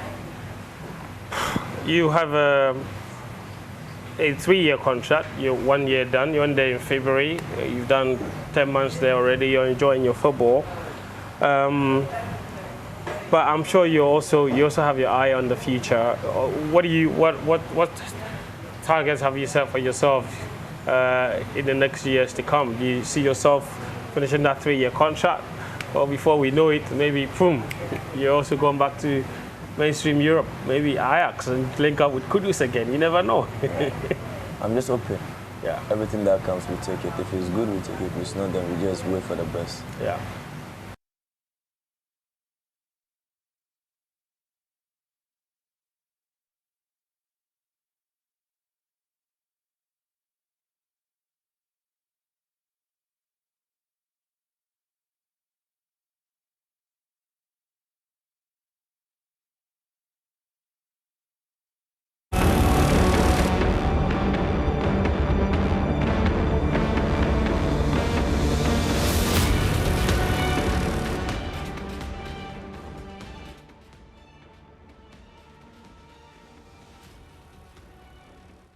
Thank you for staying with us on the AM show. Some sports, but now let's talk Ghana in its broader sense. Time now for the blunt thoughts of mine for you today. And I've titled it Ghana's Leadership Crisis. Why our political class must be given the sack. Look behind me. It's been labeled by an anonymous author as the harshest picture of 2022. What you see behind me, fellow Ghanaians, depicts nature in action with animals doing what they do best, looking for food and killing if need be, so they can feed and survive and produce their young. The photo you see behind me was taken by Basque photographer Igor Altuna, and the London Museum of Natural History chose it as one of its best and most exciting photos of the year 2022. This leopardess had killed a kinder baboon in Zambia's South Luangwa National Park. The baby baboon was still alive and clinging to its mother. Igor watched as the predator walked calmly back to her own baby. Her cub played with the baby baboon for more than an hour before killing it, almost as if it had been given live prey as a hunting lesson. This image, however, comes with a little curious twist that mirrors our own humanity, or lack of it. I would like you to take a moment to digest this naturally innocuous yet terrifyingly telling picture. This picture, brothers and sisters, depicts what happens in real life to most of us, especially in the developing world. The leopardess, or the predator in this picture, depicts the political elite and the wealthy upper class who oftentimes plunder the weak and amass wealth at the expense of the helpless and the voiceless. The mother kinder baboon, as I see it, represents the downtrodden masses, representative of the proletariat in Marxist thinking, who are at the lowest rung of society and who are all at the mercy of those above them on the social political ladder. They are exploited mercilessly and have no one to defend them. Finally, the baby baboon or infant, which still does not realize its mother is dead, represents, in my opinion, those political elements so blinded by politics and warped loyalty that they defend every error, every misstep, and even the plain stupidity of the ruling class, simply because for some of them, the political front is where their bread is buttered, or for some others, because they don't know any better, because they fail to comprehend the wiles of their political paymasters who use all sorts of chicanery to woo them, lulling them into a false sense of positivity, even when negativity is all those misleaders heap upon the masses. But why in my title do I suggest we have a crisis of leadership and thus must either straighten up or throw out our leadership class?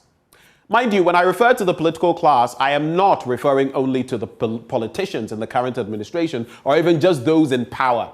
I point by extension also to all those connected to the far-reaching tentacles of the powers that be and who support them at all costs, simply because they are beneficiaries of a badly broken system that impoverishes the many and fills up the few. I invite you, Ghana, just take a good look around you. What do you see? Is Ghana working? Are we the people becoming any better in terms of our standards of living or our human development? Consider, for example, how we keep nonsensically recycling projects in an endlessly vicious cycle of greed. We have been marking time on some of these projects for many decades because they are either done in a shoddy manner at many points, with the political class taking kickbacks, which eventually imply far less quality work done, or even worse, the abandoning of projects leading to the wanton dissipation of taxpayers' money, even the precious little we generate from that bracket. Why else would our misleaders be pumping some $400 million into a national cathedral when in our sister African country, Egypt, a factory that will transform that North African entity's economy in myriad ways is afoot at the cost of 400 million euros? In fact, we are now told the National Cathedral Secretariat, thus our government, which is seeking an IMF bailout and pushing a debt exchange agenda, means to borrow money to continue with the construction of the National Cathedral. Hey! How is that even possible? Let me take a breather here and come to this. Now look at the prudent use of resources, and I'll give you some details shortly. Egypt is building a 400 million euro CNC factory, and I'll give you details of that shortly. They also went to the IMF recently, securing a 46-month, 3 billion Ghana deal. We're building a $400 million cathedral. And now we even mean to borrow to finance it because the last 80 million Ghana cedis we wanted for Parliament fell through. We've also gone to the IMF begging for the same amount, 3 billion, and we don't even have it yet. In May 2021, Egypt signed a deal with the German company DMG Mori for German technology. This partnership was to lead to the establishment of a computer numerical controls factory in Egypt with an estimated cost, like I mentioned, of 400 million euros. The expected factory, which will sit on an area of land of about 60,000 square meters, will, when complete, be fully automated, programmed to produce turning and milling equipment, and the factory will provide comprehensive technical solutions, including flexible automation, complete digital transformation, and an advanced flow assembly by using automated guided vehicle transport systems. Production will be linked to the annual capacity of more than 1,000 machines, in addition to industrial digitalization services for factories, as well as the establishment of an academy to train in respect of that equipment. This Ghana 4 is how development occurs, not in the shamefully shambolic manner we are approaching it. Which leaders think like ours? You tell me. I'll be telling you shortly about the Commander Sugar Factory, but just look at us. Look at where we are, and I'll be bringing in some details of this shortly. In terms of our poverty conditions, the United Nations Development Programme report 2020 showed that 45.6% of Ghana's population are multidimensionally poor, equivalent to approximately 14 million Ghanaians and counting. And you look at the bases: lack of health insurance coverage, undernutrition, school lag, households without any education qualifications. At the same time, when you take a good look at our economic status, our economic conditions in 2020 and now, look at how the Ghanaian has suffered. Inflation was 10.4% in 2020. It is now pegged at 54.1%. Our exchange rate, dollar to CD, was 5.8. It is now 13 CDs and some 10 pesos. So you just take a look. Again, as I talk about spending, why spend more in an austere year?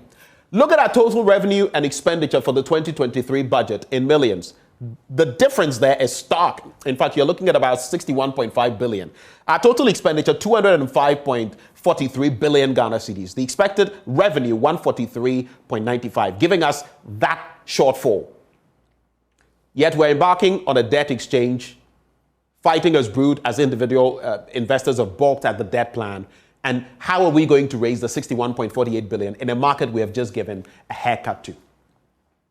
The Commander Sugar Factory is still non-functional, and sugarcane outgrowers who are engaged to supply their produce to the factory have now resolved not to do so because of the breach of purchase agreement, and are now forced to beg local gin or akpeteshi distillers to just buy off their produce.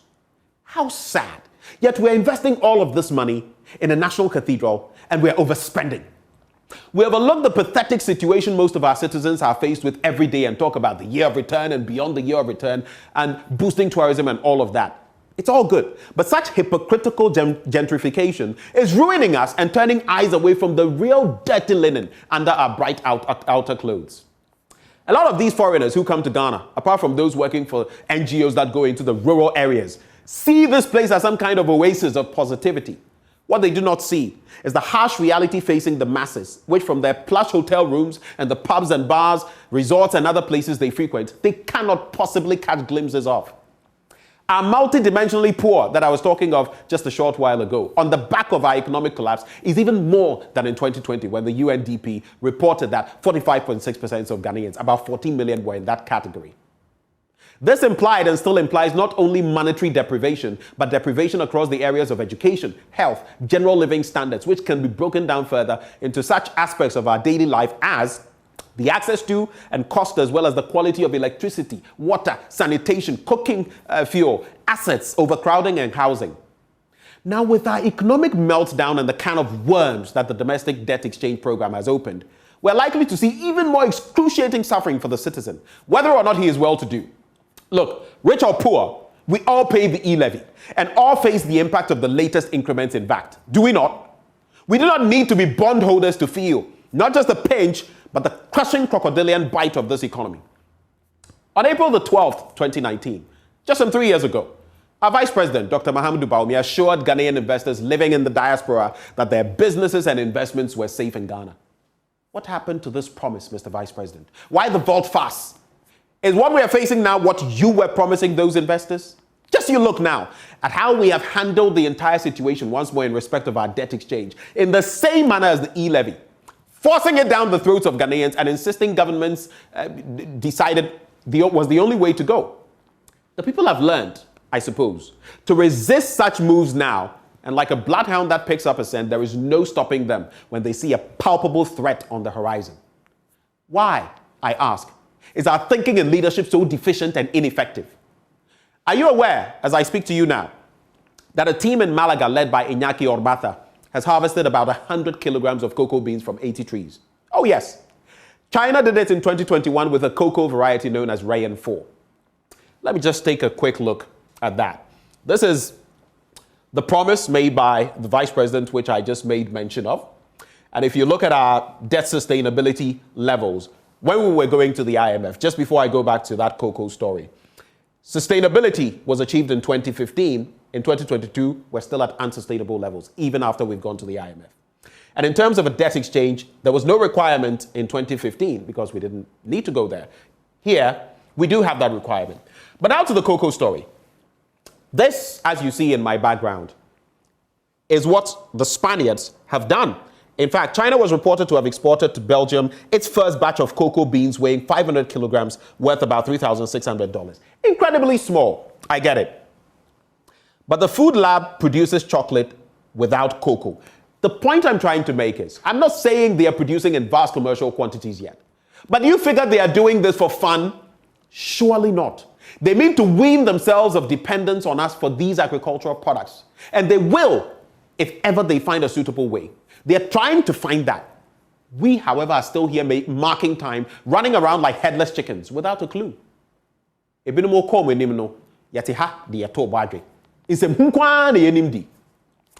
I ask, will we ever learn? When? That is the question. As Yao Nsako intimates in his recent article, had Akufo-Addo never become president, there would have been no doubt in minds like mine that he would have made a great president. But he became president, and now we are utterly baffled at what we see. The words of Yao Nsako. Baffled we may be, Ghana, but remedy this clownish situation we must. What our political class, which often thrives on state capture, tends to forget, though, is this, rendered expertly in Latin. I would like us to reflect on the words of ancient Roman philosopher Seneca, who writes in Latin, qui totum vult, totum perdit. To wit, he who wants everything loses everything. This saying reminds me of our politicians. Like insatiable vampires, they suck the lifeblood of the people, enjoying all the perks, while most ordinary folk languish in squalor, misery, penury. Look at most of the political class. Across the political chessboard, red, white, and blue, or green, white, black, and red. They acquire so much through suspicious means and enrich themselves, maybe not all of them, but mostly, within a short space of time. It's kind of like playing a game of coin throwing where the one who wields the coin flips a coin that is heads on both sides and always, of course, opts for heads first. He will always win, and others will continue losing without that first option to choose. The time has come for us to change that narrative. We all know the political class will not do this willingly, so some force must be applied. They must be compelled through all democratically sanctioned avenues to do what will inure to the supreme benefit of the masses. The time for talk is over. Now is the time to act. Our misleaders, as this administration has clearly shown, are only getting more mindlessly brave, more distressingly reckless, more stubbornly unwilling to listen, and increasingly worse overall in terms of leadership. Civil society, the media, religious groupings, the youth, and all people of goodwill must push for more accountability and better leadership now. Else we could easily slip into a hole so deep that redemption would be almost impossible. And if you think I exaggerate, you can look at the likes of Sudan, Niger, and others. And you'll see that what I say is in fact no joke. My name is Benjamin Akakpo. I am a passionate Ghanaian. These are my blunt thoughts shared with you, raw, hot, unedited, and undiluted. God richly bless Ghana and make her great and strong.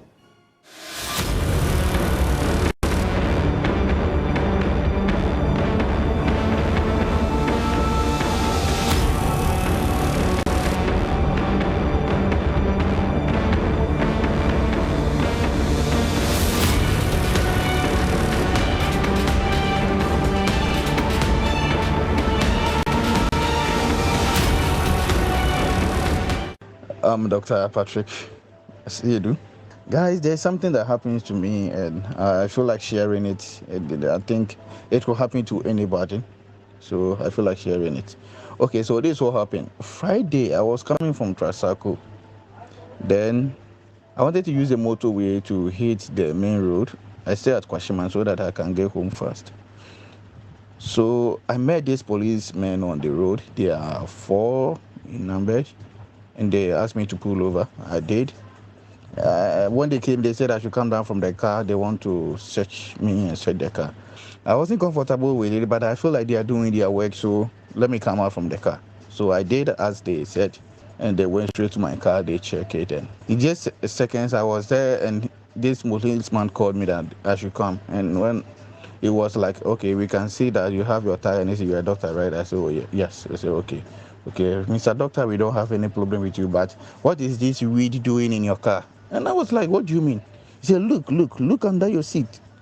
What is this weed doing there? And what is this cocaine doing over there? It was like cocaine and weed in my car. And it was like, yeah, look. Yes, and I watched it, and it was there. I found the weed and the cocaine there. And I was like, what? Cocaine and weed? What is this thing doing in my car? I have no any idea about it. And besides, my car is holding me. I don't even have a name, that closest friend that I can say that, okay, I pick him, we go to party or something like that we will smoke or we will use cocaine. No.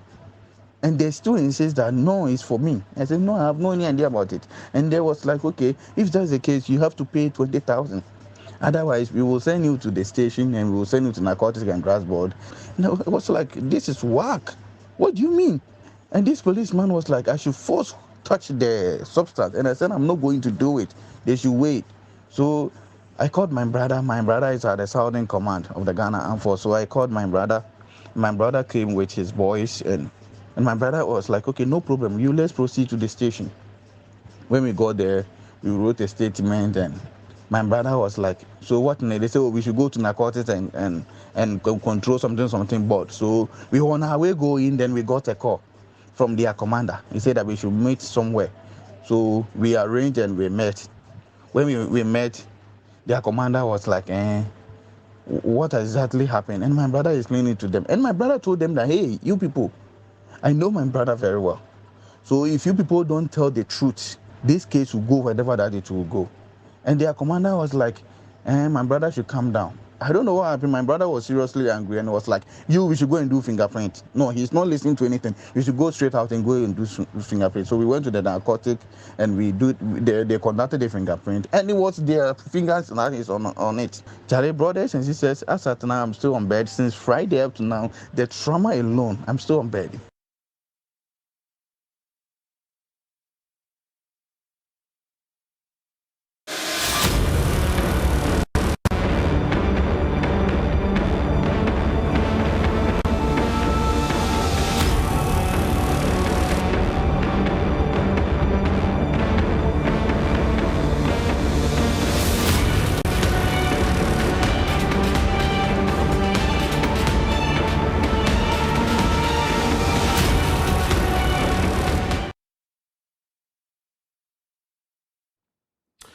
Welcome back on the AM show, and that's how we kickstart the big stories with that viral audio that has got the attention of so many of us, but which now we're questioning, especially on the back of the latest statement by the Ghana Police Service.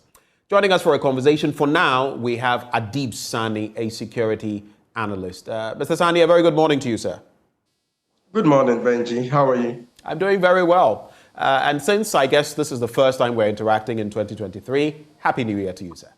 Happy New Year, my brother. Right.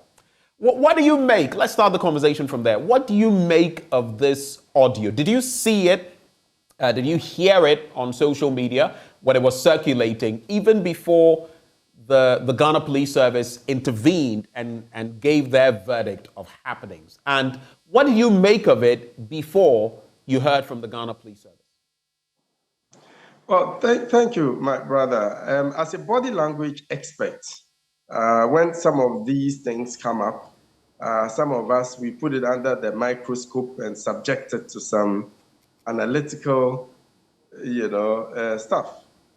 Mostly people send me similar things, audio messages, videos, asking me to authenticate. And a lot of these videos and audios are fake news. There's this other video of a gentleman cursing the police by a river or in a river, something like that. It's an old video. It's not new. Okay, so when most Ghanaians receive, even the most enlightened, the most educated, when they receive such audios or videos, they are quick to break the news without authenticating. As a matter of fact, when I listened to it, it was quite convincing. He spoke well. He was very composed. However, when you look deep, you would see some cracks. There were some gaps in a lot of the things he said. Like what? Okay, so he mentioned that he was stopped by the police at night, and he called his relative from the Southern Command, and within a very short time, they got to the scene and they went to the police. And that they were asked to go to narcotics for fingerprints at that time of the night. It's not a walk-in process.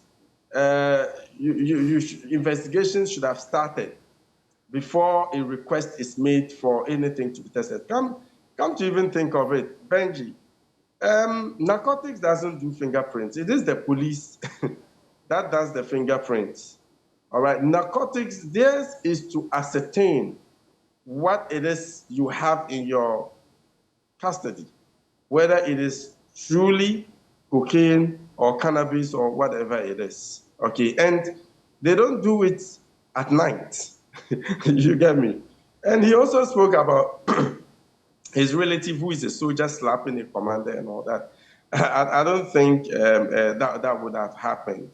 But he was still able to convince a lot of Ghanaians. People were very convinced that, yes, indeed, it happened. And we had others coming out to say similar things that they went through. So I must say it's unfortunate. I'm very livid about the news we had yesterday about him not even being a doctor in the first place. I think it's an unfortunate spectacle. However, I'm hoping that he'll be dealt with rigorously and vigorously to serve as a deterrent to others, because the incidents of not just misinformation, but disinformation is becoming one too many. You can innocently share information that is not true. That is misinformation.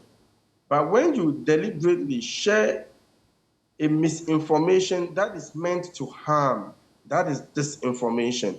And it is safe to classify what he did as disinformation, as it would have far-reaching security implications on the country. Thank you very much for sharing your initial thoughts with us on that. Let me also bring in Professor Kwesi Ening, who actually is with the Kofi Annan International Peacekeeping Training Center. Professor Ening, a very good morning to you, sir. A very good morning and a Happy New Year. Happy New Year to you too. We pray for... Not adding the prosperous, because I think that's the debatable issue now. You are not adding the prosperous because... The debatable issue now whether we are prosperous. I see. I don't know whether you are an individual bondholder, but please don't disclose. Don't disclose to us here. What do you make of this viral audio that made the rounds? And I asked Adib about his initial thoughts when he heard the audio piece. What were your initial reflections, even before hearing from the police, Prof? Well, there were multiple things, and there are multiple things in this. One, I doubted the profession to which this character claimed he was a member of. I mean, the elocution, the language, the tenses. I mean, there was something off. But I did not doubt that such an incident could happen. And I'll give you specific examples of cases where I myself have been a victim and others that I know have been victims.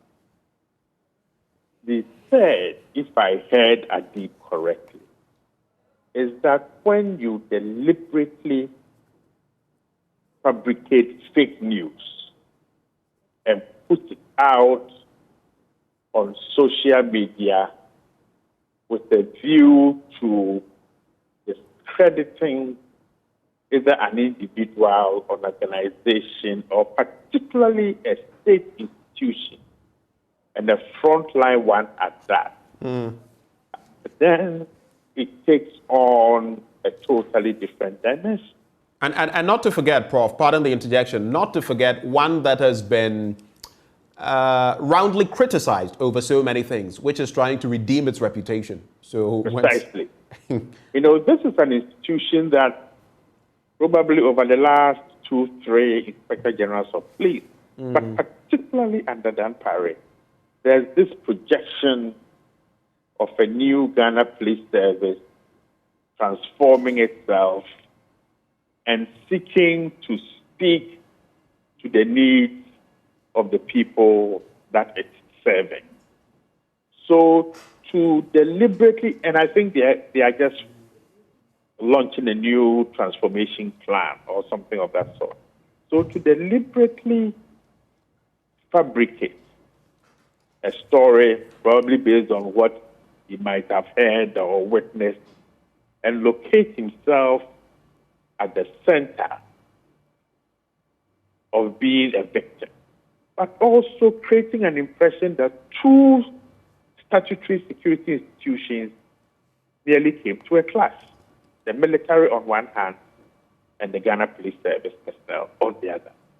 So, it's unforgivable, and I think it is crucial and important that an example is made of this case to serve as a deterrent, not only in terms of fabricating falsehoods against the Ghana Police Service, but also against the individuals. So kudos to the Ghana Police Service at the speed with which they've unraveled this case. But it also leaves a certain niggling discomfort. Historically, every time individuals or groups have struck a blow against the Ghana Police Service, they have been extraordinarily quick to find the culprit and to deal with those culprits. Now, that is not the case when things happen to other persons. So, for example, I think when Mr. Dami was appointed as Attorney General and Minister of Justice, he called for the files of a number of cases, particularly murder cases, that had delayed in terms of their resolution. And I can just, for the sake of the argument, mention just two, Ahmed Swale and Professor Bernice. And then, of course, the third one being the Member of Parliament. They've dragged and dragged and dragged.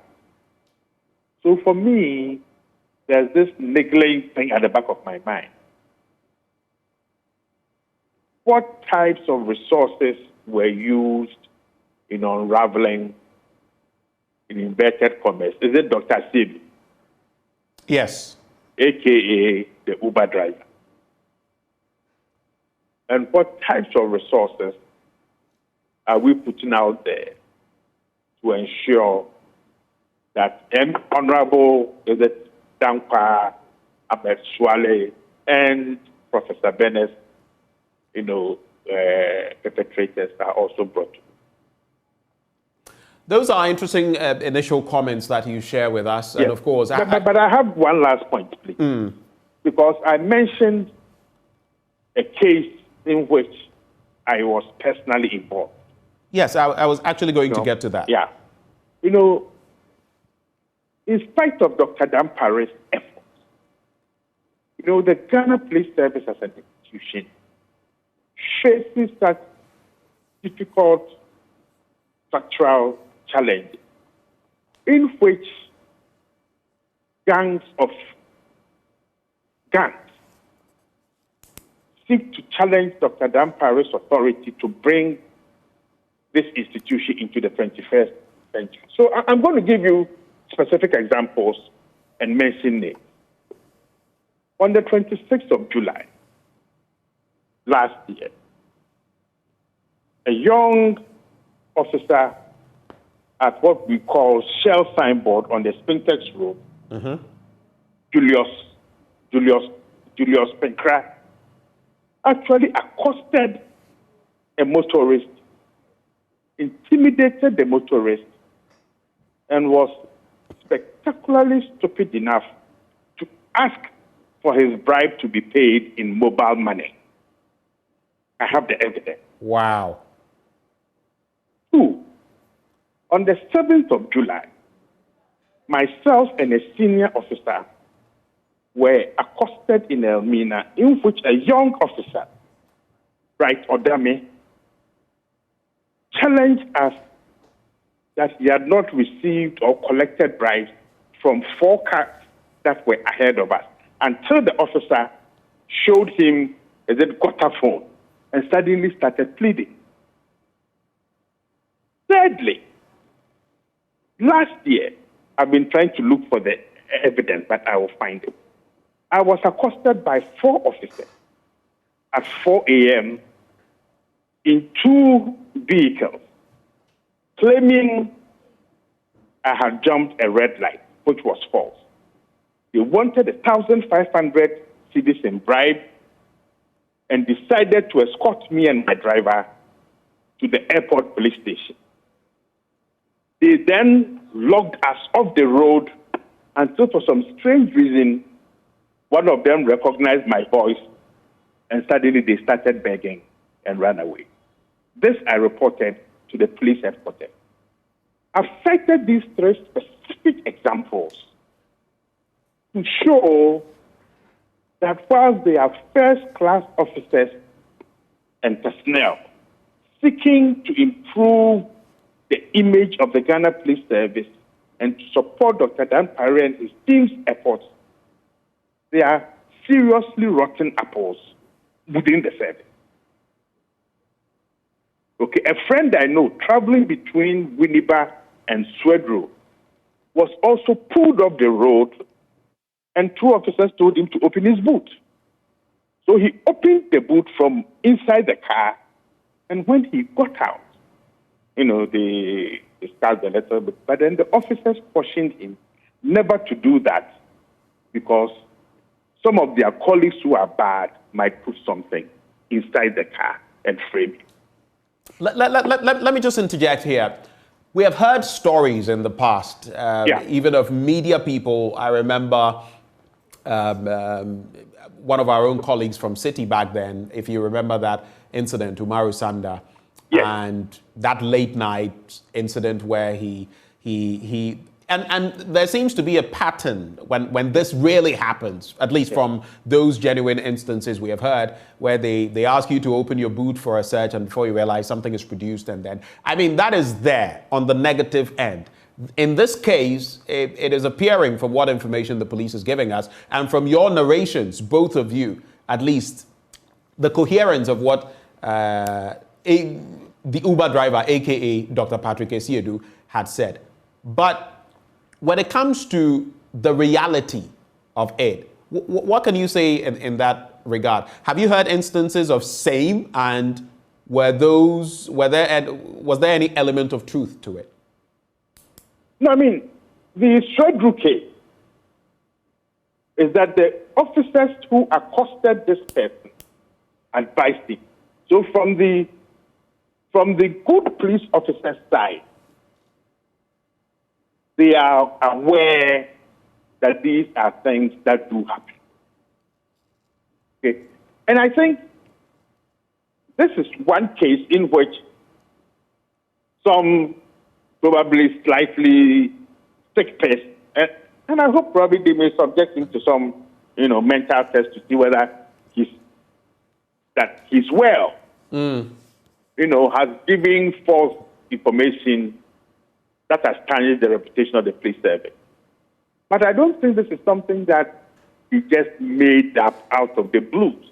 I'm sure whoever his friends are, some of them may have faced these problems.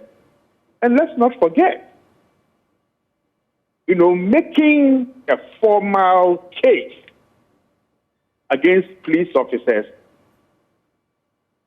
who have sought to intimidate you, either to extort money from you or you've challenged them for some reason, can be dangerous. I have been cautioned consistently that be careful, be careful, be careful. Somebody may do something to you. And I'm wondering to myself, yes, but when I put a story out there, the story is still out. I may be gone, but the story is out there. So whilst this has proved to be a falsehood, the larger question or the bigger question that we need to ask is that are there networks within the service who are desperate to undermine Dr. Dampare's efforts to bring this institution into the 21st century and to respond to the operational needs of the people of this country? And I think the answer is a resounding yes. Because I have some of my students who have written some great dissertations about criminality within the service. That almost reads as if it is organized thing. Okay? So let's not allow this single falsehood. Let's deal with it.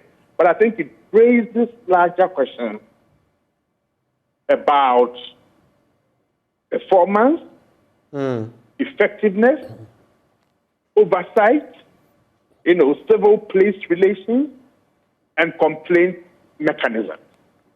Right. And I know that Dr. Dampare is really very concerned about leaving a service that is responsive, to the needs of the people that they are serving. Right. Just hold there for me, Prof. Let me bring in Adib Sani. You've listened to your colleague on the other end, delve into the reality, some of the terrible situations that he has witnessed and has been told about when it comes to the Ghana Police Service. But in this instance, we know that matters could actually be very different. But from your end, very quickly, do you have any such experiences? Have you heard any such stories of people having, let's specify, narcotics, planted on them and extortion going on? We've heard stories in the media. Things have been followed up on. But what is your take on that? Well, Benji, we cannot pretend that it doesn't exist. It does exist. Right. That is why I find so-called Dr. Patrick Asiedu's audio a betrayal to all of those who have been victims of this allegation of carrying drugs on them. It makes nonsense of the efforts people have put in to get justice because they feel they've been unfairly treated. That is particularly why I'm livid about this. But that notwithstanding, almost everybody has a story to tell. But I would take it from the other side, not from the victim side, but from the police side. Interestingly, I was on phone with a police officer when someone sent me the audio. And guess what we were talking about? He was assigned to a certain unit, allegedly. Then they saw this man in the night. He was obviously coming from the mosque. He's grown, like someone in his 50s. And he suspects the man is an imam. Then they stopped him and accused him of carrying drugs. And that the old man wept like a baby. Wow. In the end, he had to galvanize monies from all angles, gave it to them, cursing them, and still weeping like a baby. Wait, is this a recent happening? I think so. Okay, I didn't specifically... Because, I'm asking because you mentioned that you were discussing it at around the same time this audio surfaced. So I just had to find out. Absolutely, absolutely. And the officer alleged that he reported it, and guess what he was told? If you can't do the job, you stop. That's all. You know, so I don't get this. So one of the police officers, you're saying? The one talking to me. Right. One of those officers involved, because he was new there. Okay. But according to him, he didn't know what was happening there. Okay. Only for him to get to know how they made their monies. And that at the point they threatened that, okay, at the end of the day, they will not give him what he's due.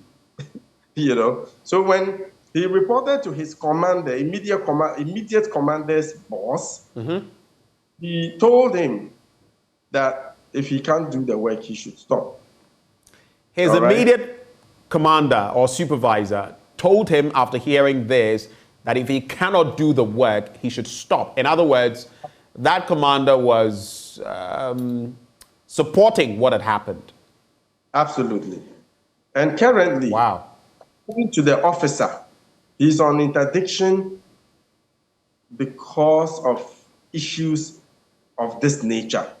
And he's even supposed to appear in court, I think, somewhere next week. Okay? So this happens. We cannot run away from it. Okay? And I think we should use this opportunity to correct a lot of the lapses. And it makes me wonder, Ben, why we still haven't fully deployed body cams. Because it ensures accountability. It is always a case of he said, she said. But when we deploy body cams... But Adib, a few of them have been deployed, right? That's the thing, because this issue has come up in the past, and I understand some procurements have been made. But to what extent have we done the deployment? Right. Okay, so if perhaps we can do it even in phases, it ensures accountability, I must say. Because I think just the other day, I encountered one police officer. I was going through a checkpoint late at night, and I think, if I recall correctly, he did have one. Good, but we have a lot more officers out there. And besides, how many times have we had to close a case using evidence from a body cam in Ghana? Almost nil. Okay, so if we have to do it in phases, okay, today, let's start with highway patrols. Then the next phase, visibility. Then the next phase, this and that. So gradually, we would get every officer on duty using a body cam. Right. It is good for the officers because it makes them do the right thing and it makes citizens do the right thing. And I think this also gives us the opportunity to educate Ghanaians. Just as Prof spoke, I get people calling relatives, loved ones, calling me almost every day and warning, Adib, be careful, something will be planted on you or you'll be you will get into trouble. So that perception is there. That perception is out there. Absolutely, because of your statements and all that. As a result, for me, who is very security conscious, I just don't have surveillance systems in my house. I have surveillance system in my car. You know, I have a CCTV camera that works 24/7, whether the car is moving or is parked. It records ahead, it records inside the cabin of the car, and it records the back of the car. And I can't count the number of times this camera has saved me. Just like Prof mentioned, at a point, you know, I was stopped. Oh, you jumped traffic. I said, no, I didn't. It was like, you did. I said, look, that's a CCTV camera. It's captured. It was like, you people. Then he left. you get me? So even if you are stopped by the police, don't comfortably sit in your car if he requests to search your trunk and open the trunk for him. That is wrong. What you need to do is to shut down your engine, come out of the car, lock all the doors, go to the trunk, open it up for them whilst looking on. Right. And if you don't, you can even pick a phone and start recording. I was just about to say that. That is what Umaru did back then, filming everything so that, look, I don't have all these cameras, but if you put anything in there, maybe there'll be some evidence. Absolutely. Right. And make sure, I spoke with a lawyer and he advised that when they are sectioned, make sure one officer is sectioned at a time. Don't make them such, at the same time, because it might distract you. Lock all the doors but one at a time. So if you are done with the driver's side, shut it, go to the front passenger, open it up for them, let them do it. And if you can, you open the various compartments for them and make sure you keep an eye on whatever they do. And if they claim to have found something, don't engage in unnecessary banter with them, okay? And don't touch it.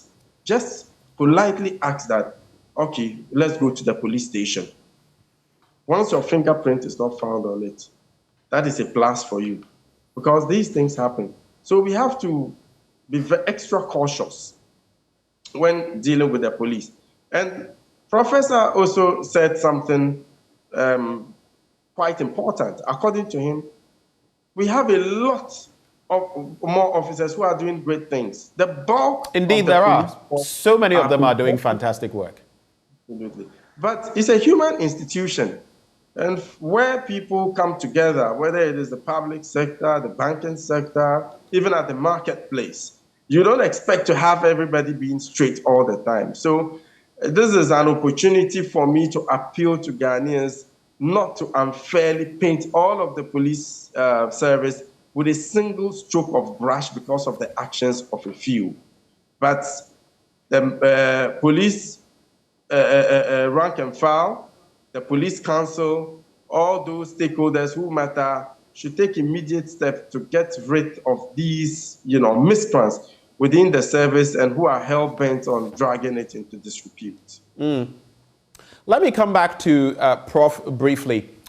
I don't know whether that takes you by surprise, the story about the imam. And interestingly, one of the police officers, a young one, perhaps he hadn't learned yet how it goes on the streets, went to report to his commander, was told, look, if you can't do the work, step aside. Just a little bit on that, and then I want us to take a look, because you made mention of this bit. What maybe the motivation could have been for Patrick Essiedu to engage in this? You've spoken about maybe the necessity for a psychological assessment. What could the motivation be? From there, maybe we can look at misinformation, disinformation, and disseminating fake news. So this young officer recruits straight from school, very bubbly, driven by the vision and mission of the Ghana Police Service, very broadly to protect lives and property. And in terms of the police service as a hierarchical institution, goes to the very top. The Ghana Police Service has over decades had an institutional culture in which wrongdoing has either been encouraged by the institution itself or by the political class because they get favors from the police. So if I go through a couple of the commissions of inquiry reports, and I want to mention just two or three. If you look at the Tiberi report of, I think, 1986, and Commissioner Tiberu's identification of particular forms of criminality and acquiescence within the service, its ability to falsify documents. Then you read the recommendations of the Archer Commission report. And then finally, the series of blunders that led to the Accra Stadium disaster, the Okujeto report. It gives you the impression that within the service itself, there's a structural problem dealing with internal discipline, law and order, and then the excessive political intrusion into decision-making, blah, blah, blah, blah, blah. So any IGP who seeks to either bring a strategic plan, and the first one done by Mr. Paul Quay, and then Asante Apietu brings in his transformational agenda, and then Mr. Al-Hassan, the visibility, continued by Opombuenu. And then this shock treatment of the institution by Dr. Dampare. Charismatic, bold, daring, intellectually savvy, and says, look, we need to bring this institution into the 21st century. That triggers anger, frustration, and deliberate effort by some of his men and women to put impediments in his way. So basically, the old guard is resisting the change because it will make the police service, I nearly said force, they are no longer a force, the police service something in which they cannot function. Or something in which, or an institution that does not create opportunities for graft, abuse of human rights, overlooking the rule of law. Let's not forget, we should never overlook this, that when institutions don't function optimally and its internal mechanisms don't work, it benefits the bad man. So sometimes institutional inefficiency is the deliberate, manipulative set of actions to ensure that those who want to use that institution for their personal ends will go scot-free. So naturally, Dr. Dampare will face opposition, but gradually, he's making inroads into turning this culture and changing minds and changing attitude. But it's going to be a generational fight, long term. Now, Dr. Siedu, aka Uber driver, why did he do this? If his mental health is okay, and there's nothing wrong with having mental health issues. If his mental health is okay, then I think he thought he was being funny. Let me put this story out there. After all, the Ghana Police Service, are used to doing this. They already have a bad reputation.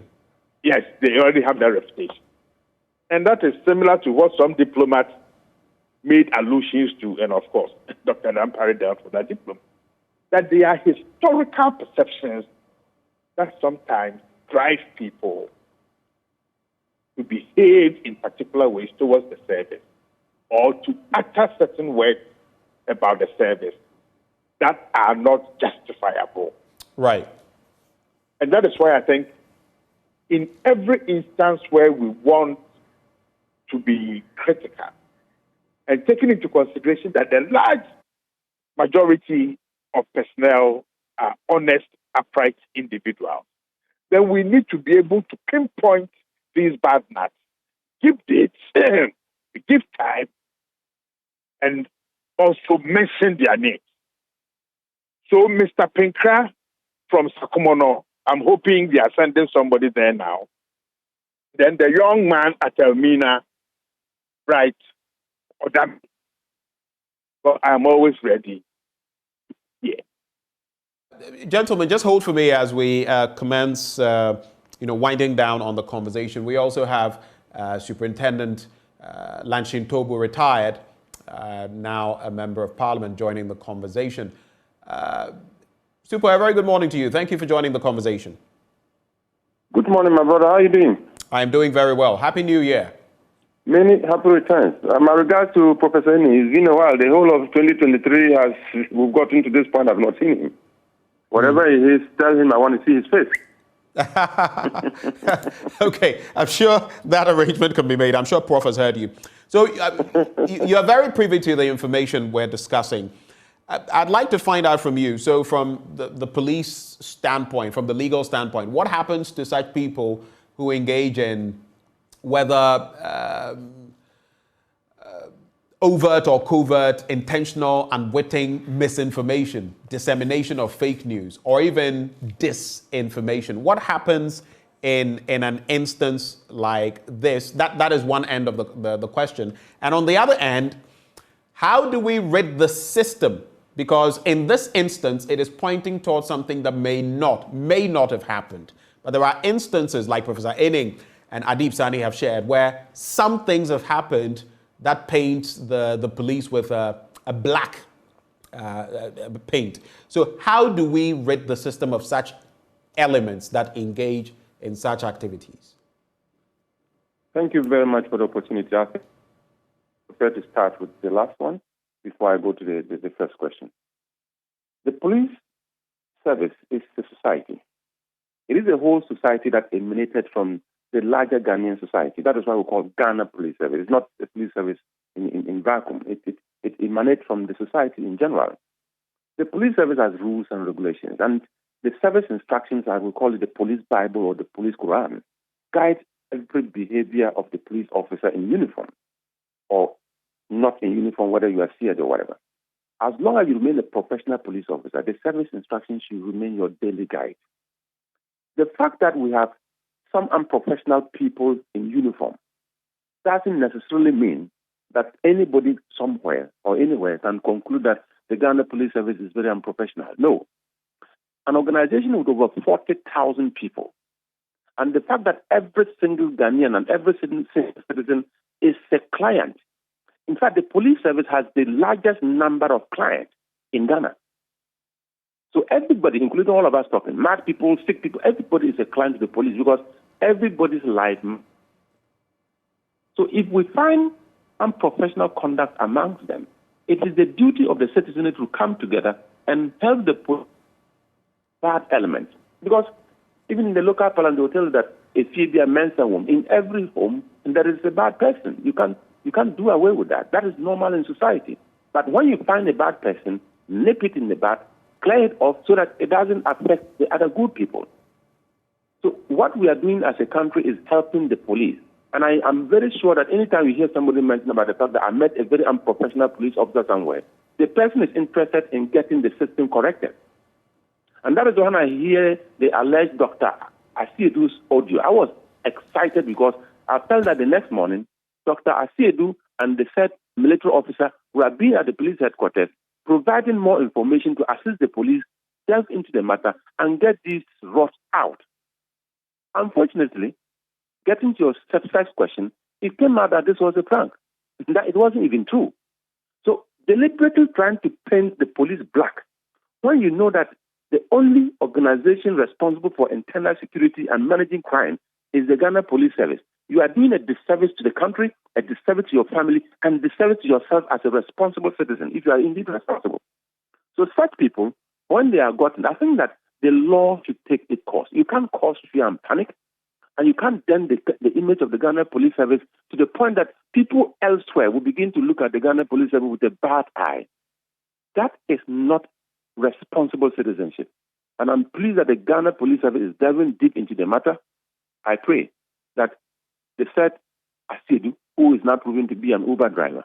Uber driving is a very good job. Why will you have to veer into such an area where you want to dent the image of a whole institution like the Ghana Police Service? That was quite unfortunate.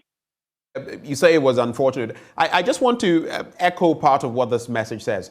Jan Ahin Samuel says, look, he quotes the Latin, Nemo Judex and Causa Sua. You cannot be a judge in your own case. And he is saying that the matter should go to court and all of that, so we know what is real, even apart from the statement by the Ghana Police Service. But of course, going to court means that you have what it takes. You have the facts of the matter to pursue that issue, legally speaking.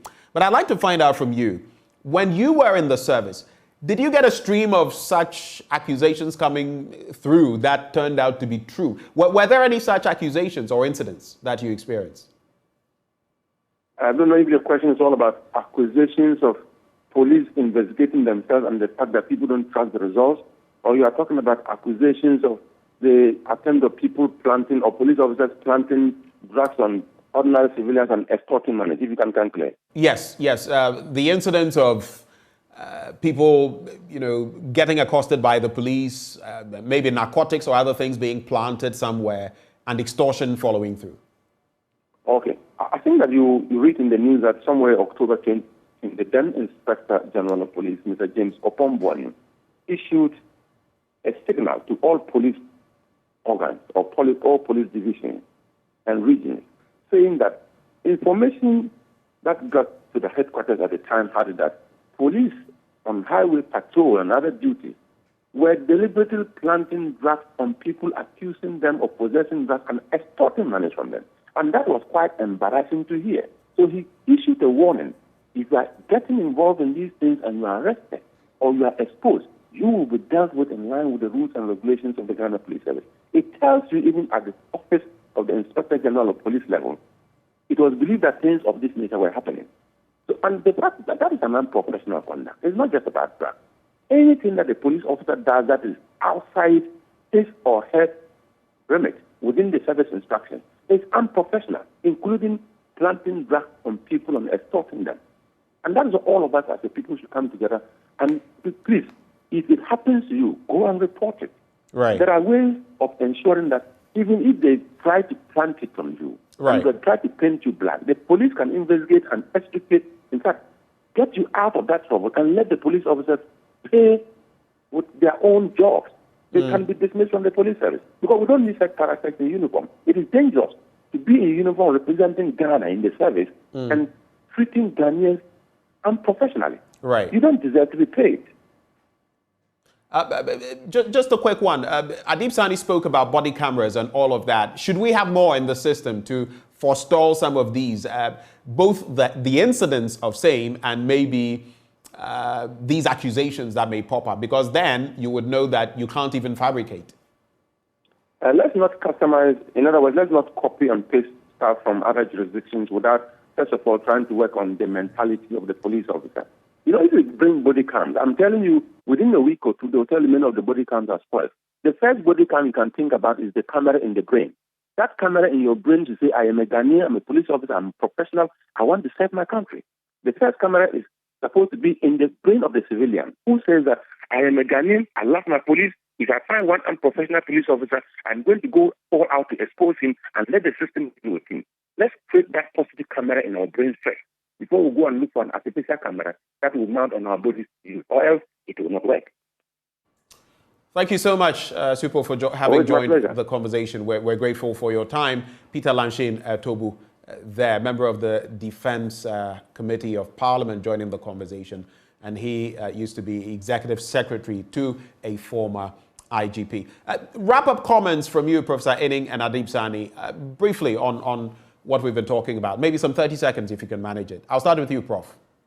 Educational program talking about the dangers of fake information, putting it out onto social media, but also engaging the police as service providers and us as recipients and being bold enough, you know, to identify the few bad nuts and reporting them.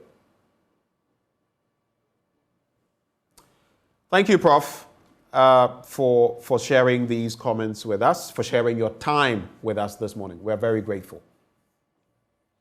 Also joining the conversation, who has been with us, Adib Sani. Adib, any final comments? Absolutely. I heard Honorable Lenchene talking about copying, and pasting and all that. I don't seek to opine that body cams would solve all of the problems we have with the police. It is just part of the accountability measures that has to be put in place. I mean, training regime is one. Holding officers accountable for their actions whilst performing their duty is another. The citizen participation, how many coalitions do we have, or NGOs or organizations committed to ensuring police accountability in the country? So it's a combination of a lot that also involves the use of systems to improve the way they do their work. Even their vehicles, do we have dash cams in them? It's another question that has to be answered. So I think that we can try all of these, little here, little there, hoping that overall policing would improve in the country. Thank you so much, Adib, for having joined the conversation. I see two very interesting messages that I'll take briefly. This one breaks my heart because Nash on our live stream says, after today, no one will even talk about this issue again. None of any of the beautiful proposals will be adhered to. We'll do our bit as media and hope that the powers that be will also do their bit in stemming the tide of such. And finally, George, who is with the Forestry Commission of Ghana, says, good morning, Ben. The process of recruiting the right people into the police service has been the problem. I love this morning's show. Let's have more of these interactions with the police or security experts on your network. We are grateful that you loved the conversation, and we also hope that all of us have learned something. Before we take a breather and come through with more, yesterday we spoke about the MPP extensively. Today is the NDC and what it could look like ahead of 2024. It's the grand finale of the Ghana Science and Tech Explorer Prize Challenge. 50 schools from the Greater Accra and Ashanti regions are ready to showcase the prototype products aimed at solving societal challenges. So, which team will emerge winner of the G-Step Challenge? The final will be held at the Accra International Conference Center. That's on Wednesday, the 25th of January, 2023. The time is 3 p.m. on the dot, and there will be exhibitions by our young ones as they seek to provide solutions to the myriad problems in our environment. So make a date with us and be part of the first ever awards ceremony to reward our future innovators and inventors. G-Step Challenge is organized by Dream Oval and supported by Foundation Botna and Joy Prime. Stay with us. We'll be back.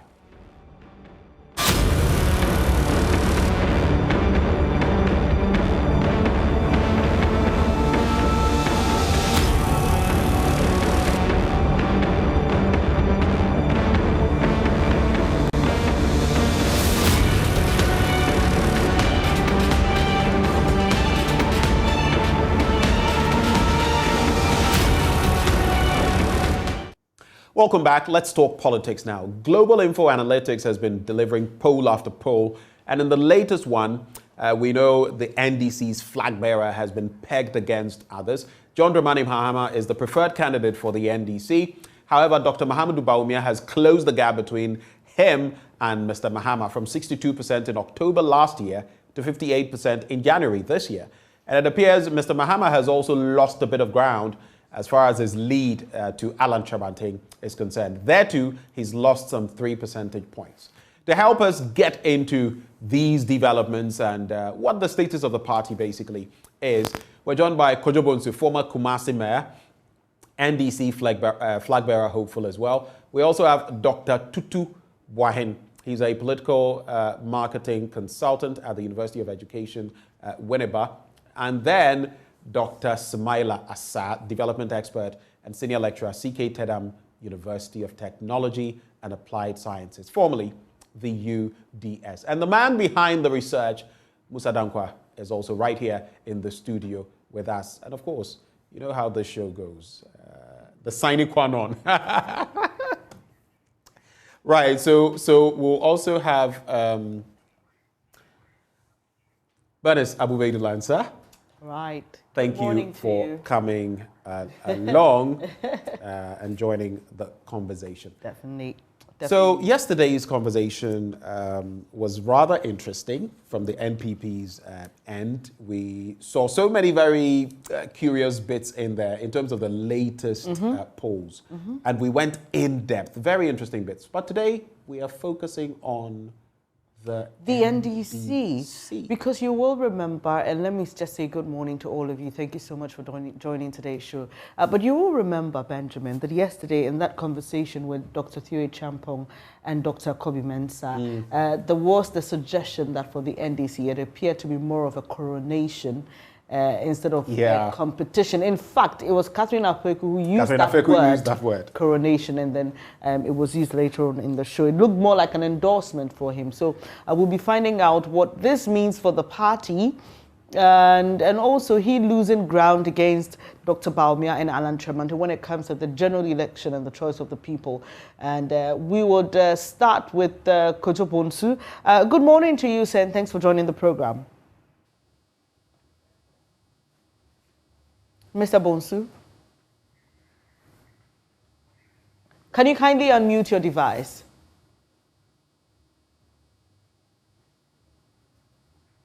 Hello, sir?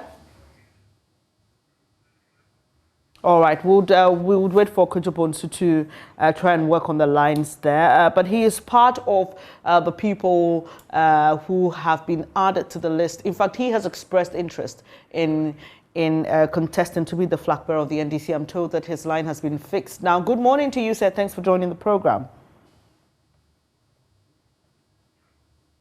Well, too bad. It appears we still have a problem technical hitch. Well, we've got Dr. Tutu Buahin in studio. He is a political marketing consultant with the University of Education, Winneba. Good morning to you, and thanks for joining us. I see that and Bernice, maybe before you get in there, I think apologies due.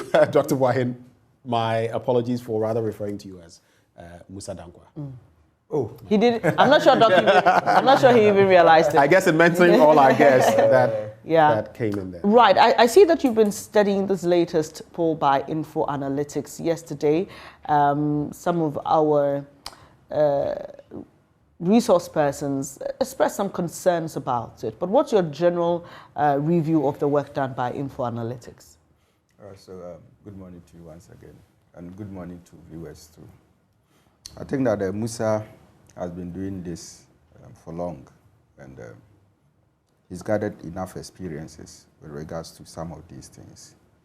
And I think that the latest one is a step in the right direction, at least to help, those involved, I mean the candidates and the political parties, to know the trend and the issues that they need to tackle going forward. As indicated, it is obvious that I've been following this particular, study for a long time. And when you look at what we saw in October, it was quite alarming and worrying, for the MPP, the ruling government. But as it stands now... It was worrying with regards to what exactly? With regards to the presidential race and who voters believe, could lead the nation going forward. And why was it worrying? I said worrying for the NPP, yes. And I want to know why you believe it is. With the vision of breaking the 8 and the fact that they want to extend, the 8-year term to the 12, years. So for you to be able to achieve it, it means that you probably will need to put up a candidate who can, probably have a kind of control over whoever he or she is going to compete with. So seeing what we are seeing, as I said in October, if the opposition candidate, the perceived opposition candidate, was on the lead, then of course it is a source of concern, for the ruling government. So that is why I said that. That you said. So because then when you took John Mahama at the time, who had the highest votes in terms of who was going to lead the NDC, pegged against Mahmoud Baumia and Alan Tremanti, he seemed to be in the lead, and that's what you refer to as worrying. So you see, we normally look at the intention, from a political marketing perspective, and that is what I think the data is about. The intention of voters going into 2024. All right. So normally, intentions cannot be something that you can hold a firm grip of it and say that by all means that is likely to happen. Yeah, because intentions are different from behaviors. So, but to translate from intention to a behavior, meaning that anything at all, whether environmental, whether personal, can impact on it and cause a change in decision making finally. And you know that even in voting, some voters are undecided. They get into the ballot before they take a decision. Somebody will form a decision because of a jingle that probably he or she might have heard, or probably the euphoria, at the point of voting. So a lot of things can change the dynamics. Yeah. So normally we measure intention though, but it becomes a bit difficult to measure behavior.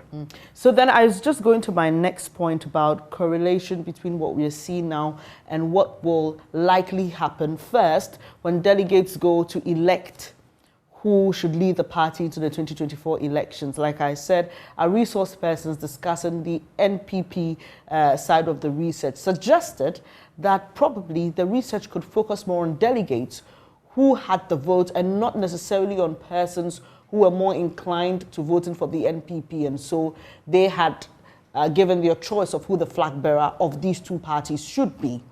And they also had issues with the cross-sectional approach, because in October 2022, you had a different set of people responding, and in January, you have a different set of people responding. What are your thoughts on that? Yeah, so I probably agree, with the fact that, some of these things, the methodology, counts.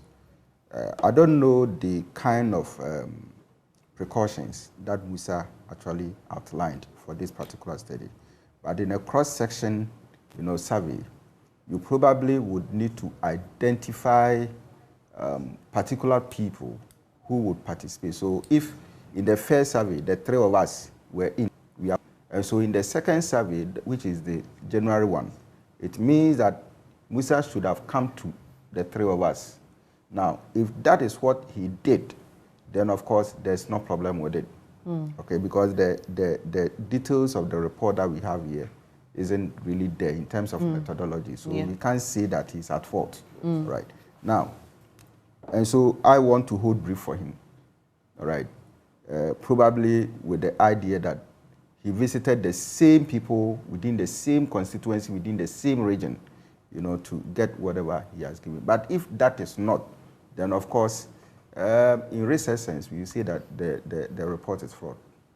We cannot use it for any particular decision making. And regarding the issue of the delegates as against, the national voter, I think that that is also a fact, all right? But you see, this is it.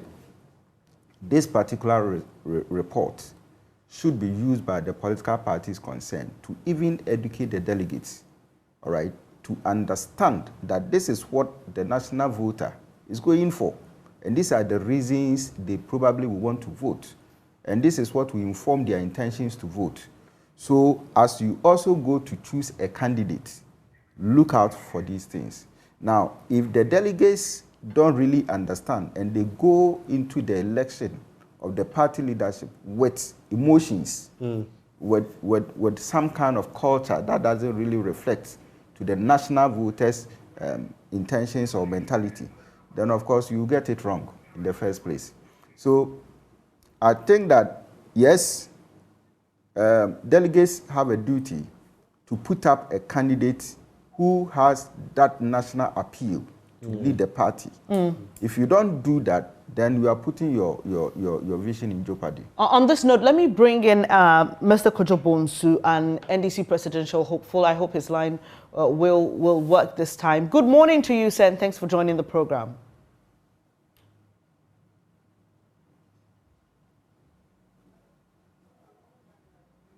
Hello, Mr. Bonsu.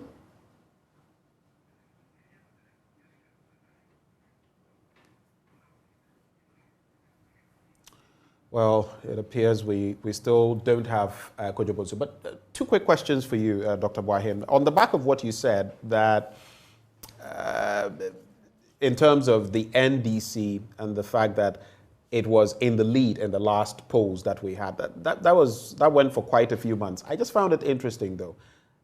Generally, in terms of elections, any political party approaching election that has been in power for even 1 or 2 terms, there is always a loss of popularity. It's a trend. I even remember yesterday listening to the BBC, Jacinda in New Zealand. Her popularity was huge at the time she came in for the Labour Party. And all of a sudden, well, she's stepped aside now, but her popularity is not the same, shockingly, on the back of COVID-19 and some developments. And it wasn't that bad, in fact. The differences between John Mahama and Bawumia, John Mahama and Allen were actually 3 percentage points in terms of the gains that have been made now. So was it really that bad for the ruling party in the last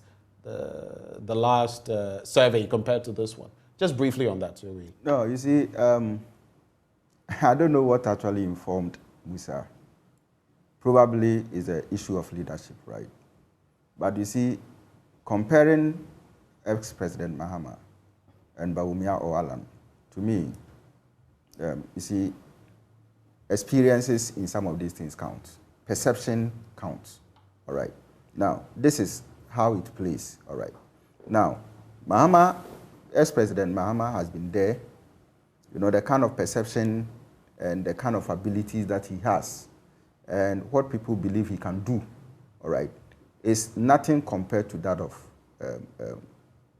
Alhaji Bawumia and Alhaji Ramatian, all right? Why because they have served in different capacities.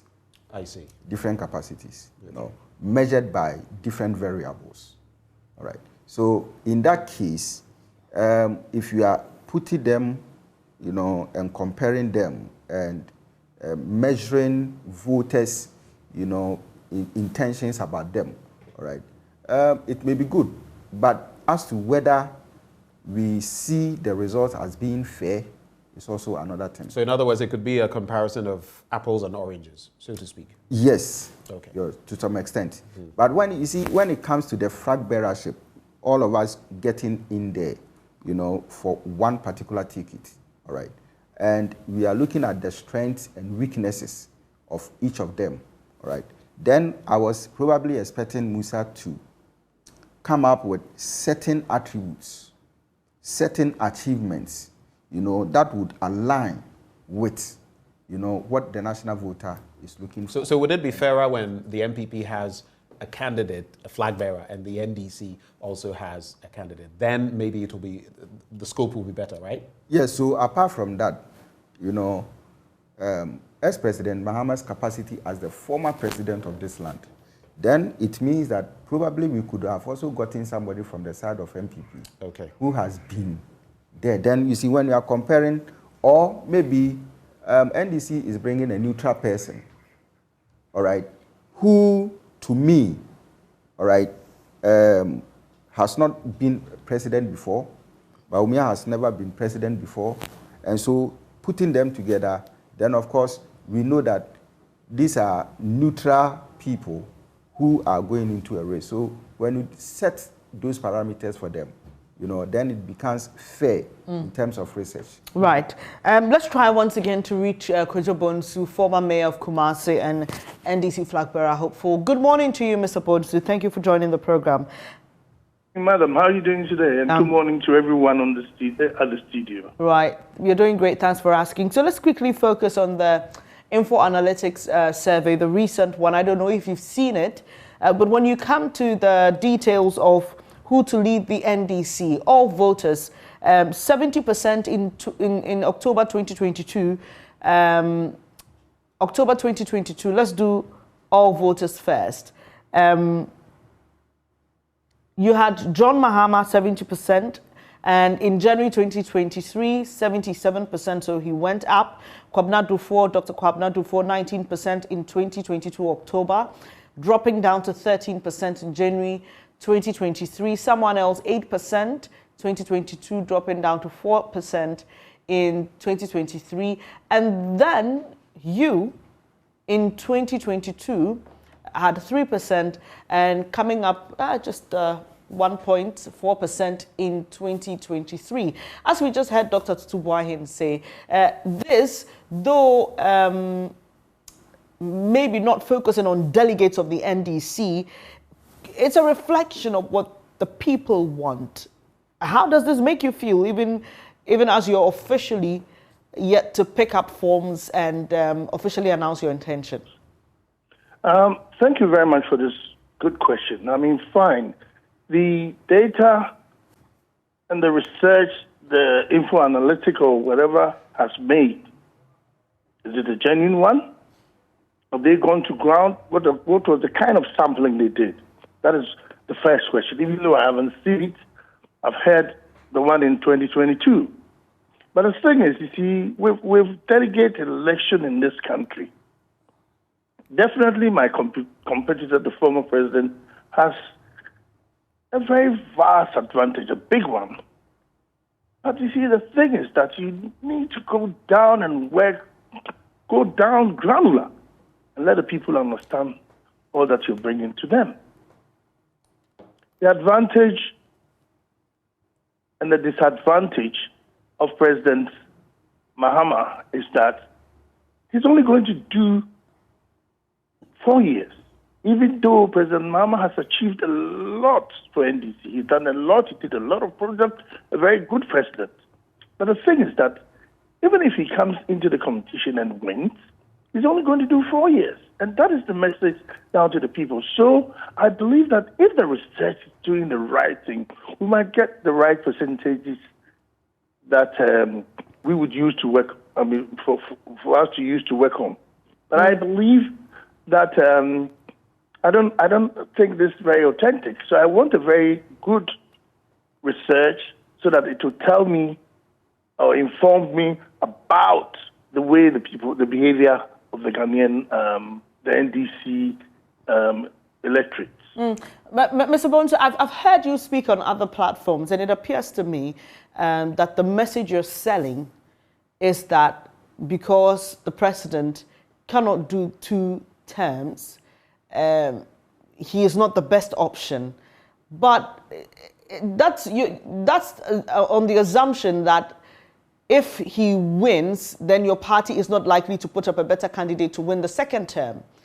Government is supposed to be in continuum, right? So what exactly is the problem there? And why is that the only message you appear to be selling with regards to why President Mahama should not be given the nod?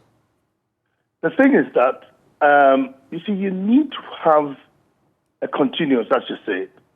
You need to have 2 people, like as President Akufo-Addo did and President Mills did. You had President John Mahama, as President Mills left the seat, President Mahama came. So it's like a continuity. But the thing is that if you look at the situation at the moment, I believe that we need a fresh face that would have a continuous 2 terms. Not being there's no acrimony, there's anything, it's only fairness, and it's just to be able to tell the people that, look, if I came and have 2 terms, it will help. Well, Mr. Bonsu, I mean, you are going on the ticket of a party. So indirectly, you're going there to execute the manifesto of a party.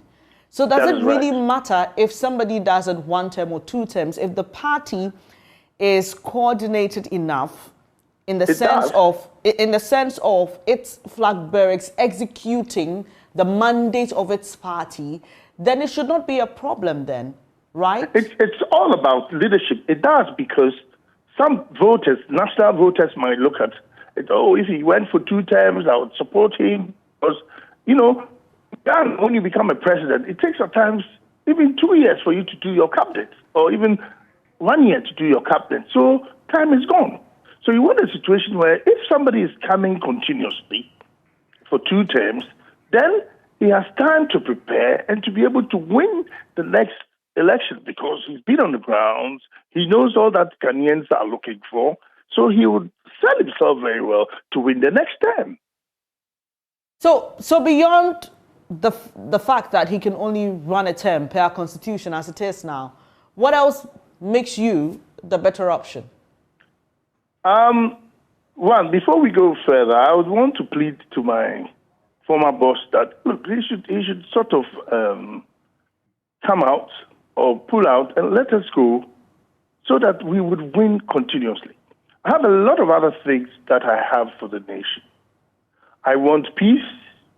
I want unity, a prosperous Ghana, a disciplined Ghana, and a together Ghana, like bring Ghanaians together. But why should the delegates choose you, Mr. Bonsu? This is John Mahama you're coming up against, who has a lot of experience, served as a minister, served as vice president, former president, appears on your party platforms, speaks as though he were the leader of the party, and you have Dr. Kwabena Dufo, another strong one in terms of the statistics you're seeing, stronger against you, former finance minister. Why should the delegates choose you? One, I bring a new face. I bring something very new to the table. And I'm ready to serve the people very well. Interesting. There have been concerns by political analysts we speak to who suggest that the former president, John Mahama, is being given an edge over you all who hope to be presidential flag bearers of the party. He speaks at forums organized by the party. He speaks as though he were the natural leader of the party. Do you have concerns about that? Because, one, I don't really have any concern because he's been the former president. He has an advantage. And people will look at him more. But it's my message that I'm selling to the people on the ground. That, hey, we've had him. The former president has been very fantastic, very great. He's done a lot of things for NDC, and NDC would campaign with his name. But it should be a legacy for him. Because, as you said, he's been there before. Definitely the people would love him, and they would like him. But I am also selling my message to the people that, hey, fantastic guy, great person, but we need somebody who will take the party for 2 terms, and that is Kojo Bones. Are you in any way suggesting that if the party goes for him, that's an automatic 1 term for you? Definitely, because the law gives him only 1 term. No, but that's also assuming that if the party brought another candidate after him, the party will not win. I mean, there's a possibility that the way this government has messed up fully, NDC would definitely win with anybody. And it will go for 2 terms. But the only disadvantage we have is that President Mahama can do only 1 term. But Mr. Boso, it's not automatic. It's not automatic that, well, the trends show since we started this republic that each party has been given the opportunity to govern for 8 years. But it's not automatic that if No, but if you're saying that, madam, if you're saying that everybody gets 2 terms, then MPP has finished their term. I'm not saying that. I'm saying that's what the trends show. But I'm saying it's not automatic. If the trend shows that, I'm going by your word, if the trend shows that, that means the next government will be NDC government. But the people want to have somebody who would go for more than 1 term. That's all I'm saying. Mr. Bonsu, Benjamin here. I'm struggling a bit to grasp what exactly you're intimating, because you're saying that, look, because he can only do 1 term, it would sort of hobble the party in a way going into election 2028, for example. But in another breath, you say that, yes, the party, on the back of the mismanagement, as you suggest, of the MPP, would have an 8-year term if it came into power. You then, even if John Dramani Mahama became the flag bearer of your party, and even if he had to step down in 2028, the likes of you are contesting now. If you don't win then, you could win at that point. So what exactly is the problem? The issue is that marketing becomes an issue, because if you're in government, you'll be able to, weave around, campaign better, and do a lot of things. When you're in a position, it will be difficult. Or when you're outside government, it's a bit difficult, even though it can happen. That's all I'm saying.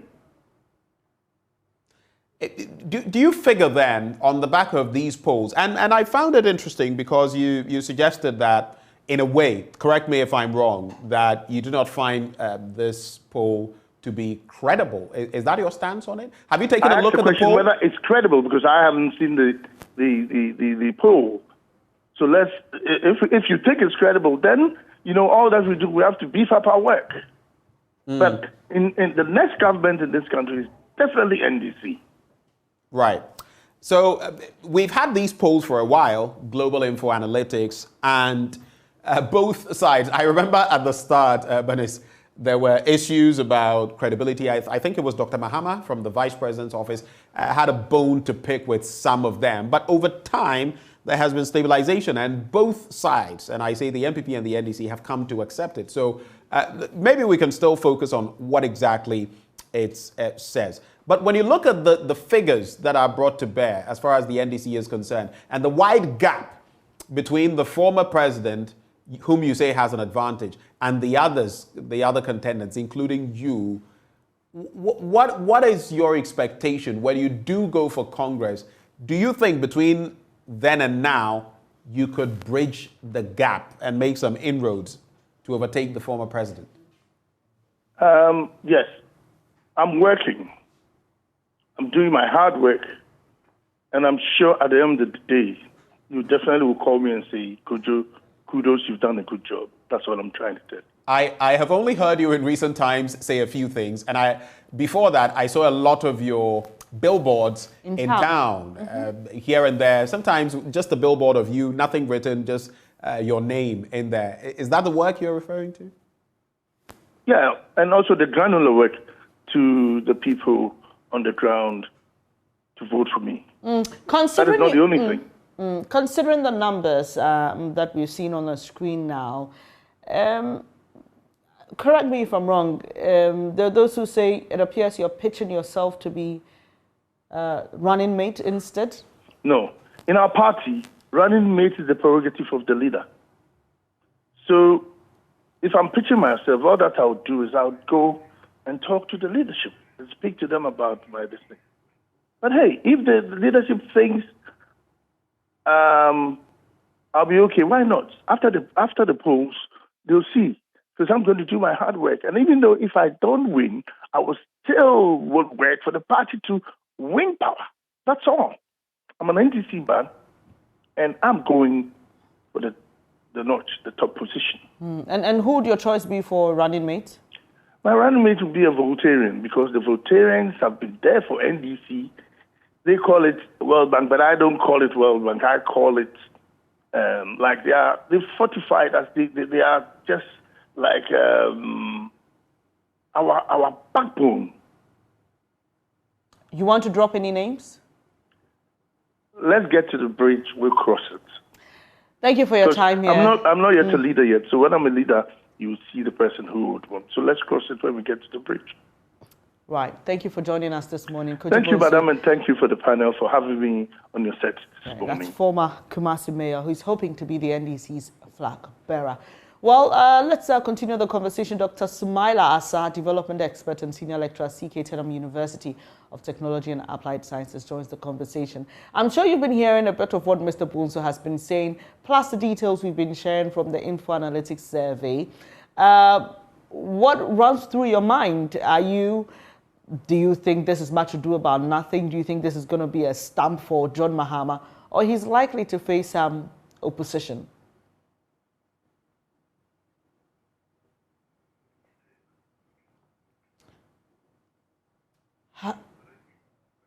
Hello? Hello, Doc? Can you kindly unmute your device?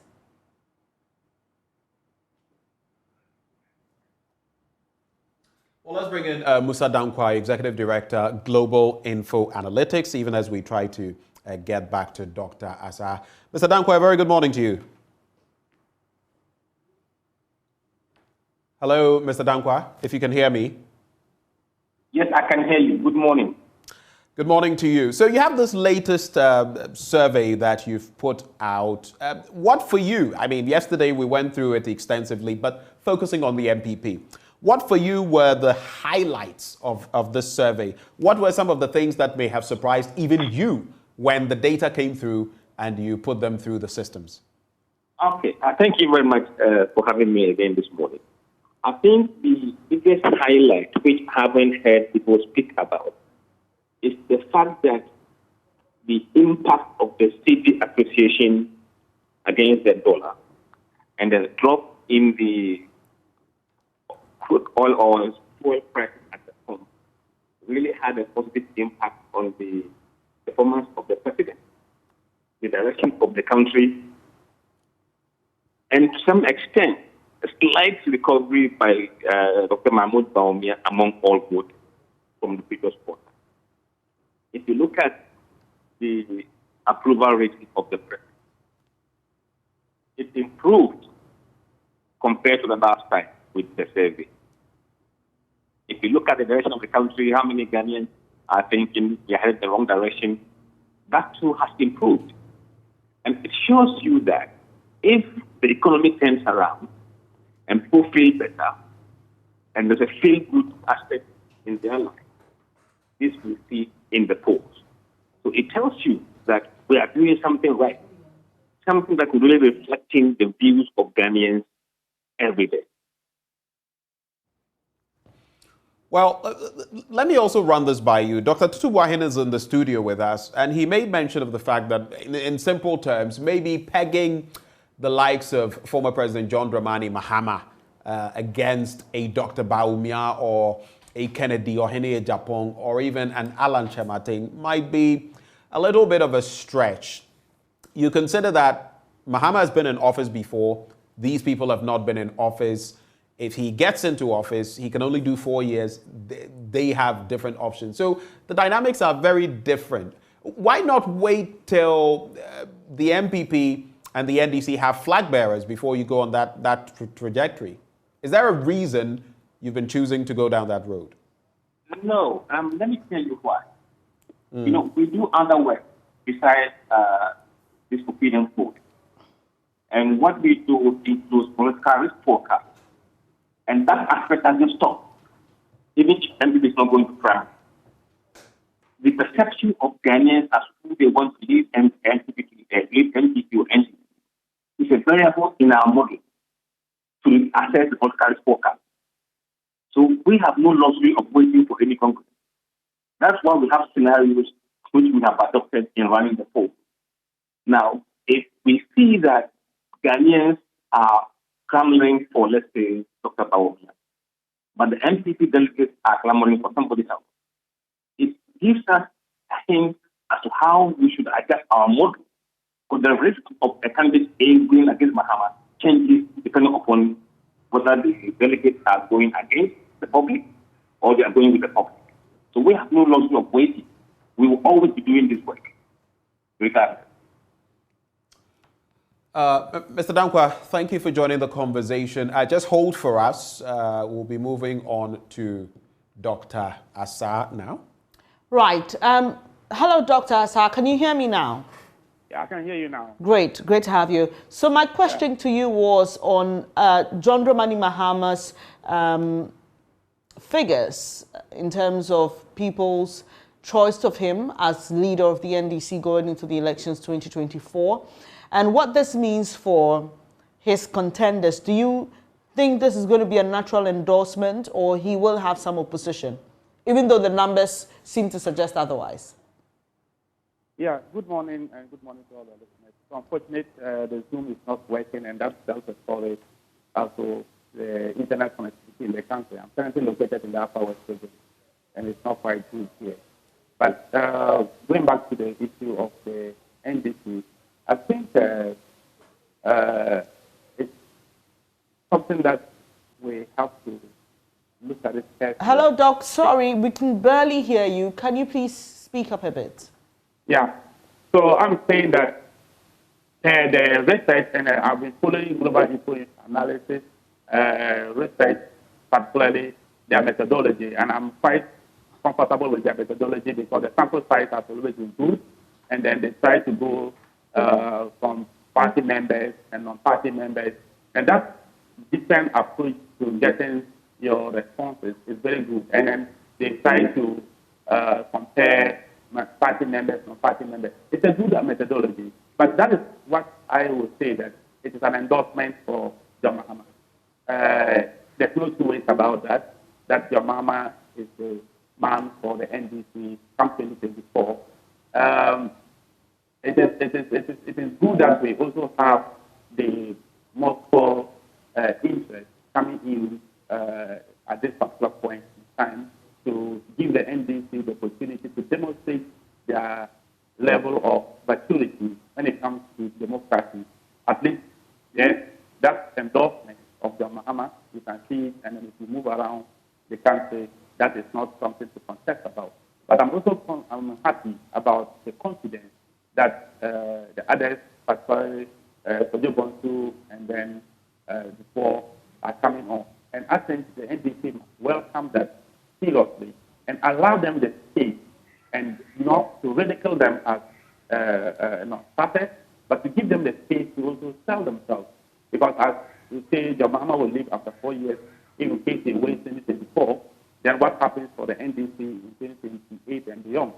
And that is what the NDC must also be looking at, and looking at the quality of people who are coming on board to contest. So they do not start here, on them and saying they are not starters and therefore they are joking. Some people try to put it out there. It is important context, and I like the dynamic. Some are gaining more weight, some are losing in terms of the popularity.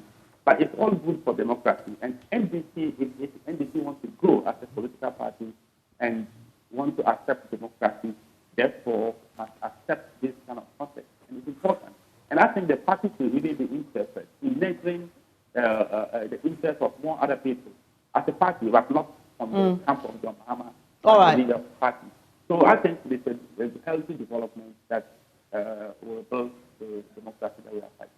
Thank you very much, Dr. Sumaila Asais, a development expert with the CK Tedham University. Back to you, Mr. Dankwa. So there were concerns raised, and we've been having this conversation since yesterday, focusing on the MPP side yesterday, today the NDC. And there have been concerns about the methodology and how it may be a bit tricky to do this comparative analysis between what you got from October survey and what you're getting from January, because you may not be going to the same people. What is your response to that? Okay, thank you very much. You see, what we are doing is cross-sectional survey. And cross-sectional survey, you are perfectly allowed to go to different people at different times. And that's kind of survey we do in sampling public opinion. Now, if you have a small number of people, you have to go back every time. How practical would that be in this country to go to the field and find the same people you spoke to last time? It's practically impossible. And with our budget that we have, we can't afford to do telephone calling of people we have regularly over a period of time. So that is the balancing act. But in terms of public opinion, that is the best approach. So, yes, I mean, we appreciate that it's cross-sectional, but is it then fair to go ahead to compare and then say all voters who voted in October 2022, this percentage compared to this? I mean, drawing the linkage between the two is what I'm talking about. Look, every approach and every way you present the survey, people will find a shortfall or some loopholes to point into it.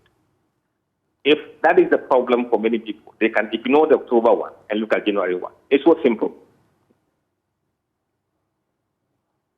Right. But at least, if the survey was very wrong in terms of the trend, you'd have seen huge swing between the periodic numbers. But if you look at the numbers between October and January, with the exception of the business performance and the direction of the country, the rest of the numbers are consistent. And you can explain why the performance of the president and the rest of the country is behaving that way, because there was positive speed in the country between December and the time of doing the polling. So if there hasn't been that kind of improvement, I'm assuring that the results of October will not be so different from that of January in terms of approval rating. Right. Thank you for joining us. We will stay in touch, seeing that this is going to be quite a year of political activities, and so there will be more to digest and to talk about. Musa Dankwa is Executive Director of Global Info Analytics. So wrapping up, you heard him there give some reasons to concerns raised about the methodology, Dr. Tutu. Your quick response to that? Yes, I think that he has made his point. And normally, at a certain time in research, it's about what works. What works. And so from, if I understood him, and what he said, going back to the people, the same people sometimes could be a worry. Some of them you may not get them, probably due to traveling and that kind of thing. And so he probably chose a different path, to implement the cross-sectional, research. I think his explanation is well taken. Yeah, and when it comes to methodology, for me, that is what holds the work. That is what determines the finding as to whether, the finding is more reliable and you can use it for decision making and that kind of stuff. And I think that he has indicated reasons for doing what he has done, and right. That is what we have. So we live with it. We can't throw the methodology off just like that. And I don't think that anybody at all can also say that what he has done is also not right. Judging from what he has said, the explanation he has given, and the findings that he has brought out, I think that the discussion should be centered on the findings. Earlier on, I think that Kojo was challenging, the results. But you see, the sample size itself is huge. I mean, 5,000 plus is huge. And, getting into the different cohort of respondents is also a different thing altogether. So if we are going to talk about methodology, then we will question it to the point that, we wouldn't even get anything substantial, going forward. So looking forward to this year's political activities, we are yet to hear from the NPP on when they will do their primaries. The NDC has announced for parliamentary. We are yet to get to know when the presidential. But what do you look forward to, and considering the kind of climate we are in politically, economically, socially? Yes, I think that it is going to be, as usual, a strong battle, between the two major political parties. But if we need to look at it from, the data that has been presented to us, I mean, when we check the perception about ex-President John Mahama, for all voters and among all NDC voters, right, who were involved, you see a 7% increase. All right. Now, when you look at it from just the internal, party, that is probably the executives and that kind of thing, there was also an increase of 7%. Now, that tells you that people are looking at the abilities of former president within the same lens. Okay, so what we are seeing from all voters and NDC voters and that of even the internal party members is not different. And for that, you can pitch it around the popularity of JDM. You see, he being a figurehead of the party now, more or less like a leader of the party, the kind of experiences that he has now as former vice president, as president, and even as a figurehead, all right? Then his achievements, he did this, he did that, he did this, he did that. And now, you see, when you look at even the achievements, you can compare his achievements, in 2012, 2008, to that of Nana Akufo-Addo and the NPP government, all right? So that gives people and members of the NDC party certain, thing to look at, all right? That's why earlier when I was saying that with regards to the other NPP candidates, we probably don't have these things to point them to. Right. Exactly. So it's going to be an interesting year. But thank you so much, Dr. Tutu, for joining us this morning to have this conversation. But that will be it for our show today. We really, really appreciate your company. Benjamin and I are grateful that you join us every morning to digest issues of national, political and social importance. We are very much interactive on Facebook and Twitter. We are JoyNews on TV. You can find us there. You can drop us a message and we definitely will respond. Now, before we go, Water is life. It regulates your body temperature and keeps you alive and kicking. Awake is premium purified water treated through a strict purification process to ensure that every bottle on the market refreshes you better. We have the perfect sizes for all occasions: 330 ml and 500 ml bottles to fit your pockets and bags, 750 ml for the heavy drinkers, and 1.5 liters for those who always want more. we've introduced our special 19-liter jar for offices and homes. Now you just need to stay awake with Awake purified drinking water wherever you go. Come on, grab a bottle of Awake water and get quality hydration. Awake purified drinking water, one for life. Remember, for every bottle you purchase, an amount is donated to the National Cardiothoracic Center. It's produced by Casapreco. For bulk purchase, please call 026-235-1251. This advert is FDA approved. Well, the Ghana Revenue Authority wishes to inform the public that persons wishing to apply for tax clearance certificates should do so online. You could download the Ghana Taxpayers app on Google Play Store or the App Store. Applicants who visit our taxpayer service centers will be assisted by officers of the authority to apply. Applicants are also required to indicate the taxpayer identification number of the institution or organization requesting the certificate so that they can receive a copy. Applicants should take note and be guided accordingly. Just reach out to the GRA on toll-free number 0800 900 110 or via WhatsApp numbers 0552 990 000 or 0200 631 664 or send an email for further inquiries.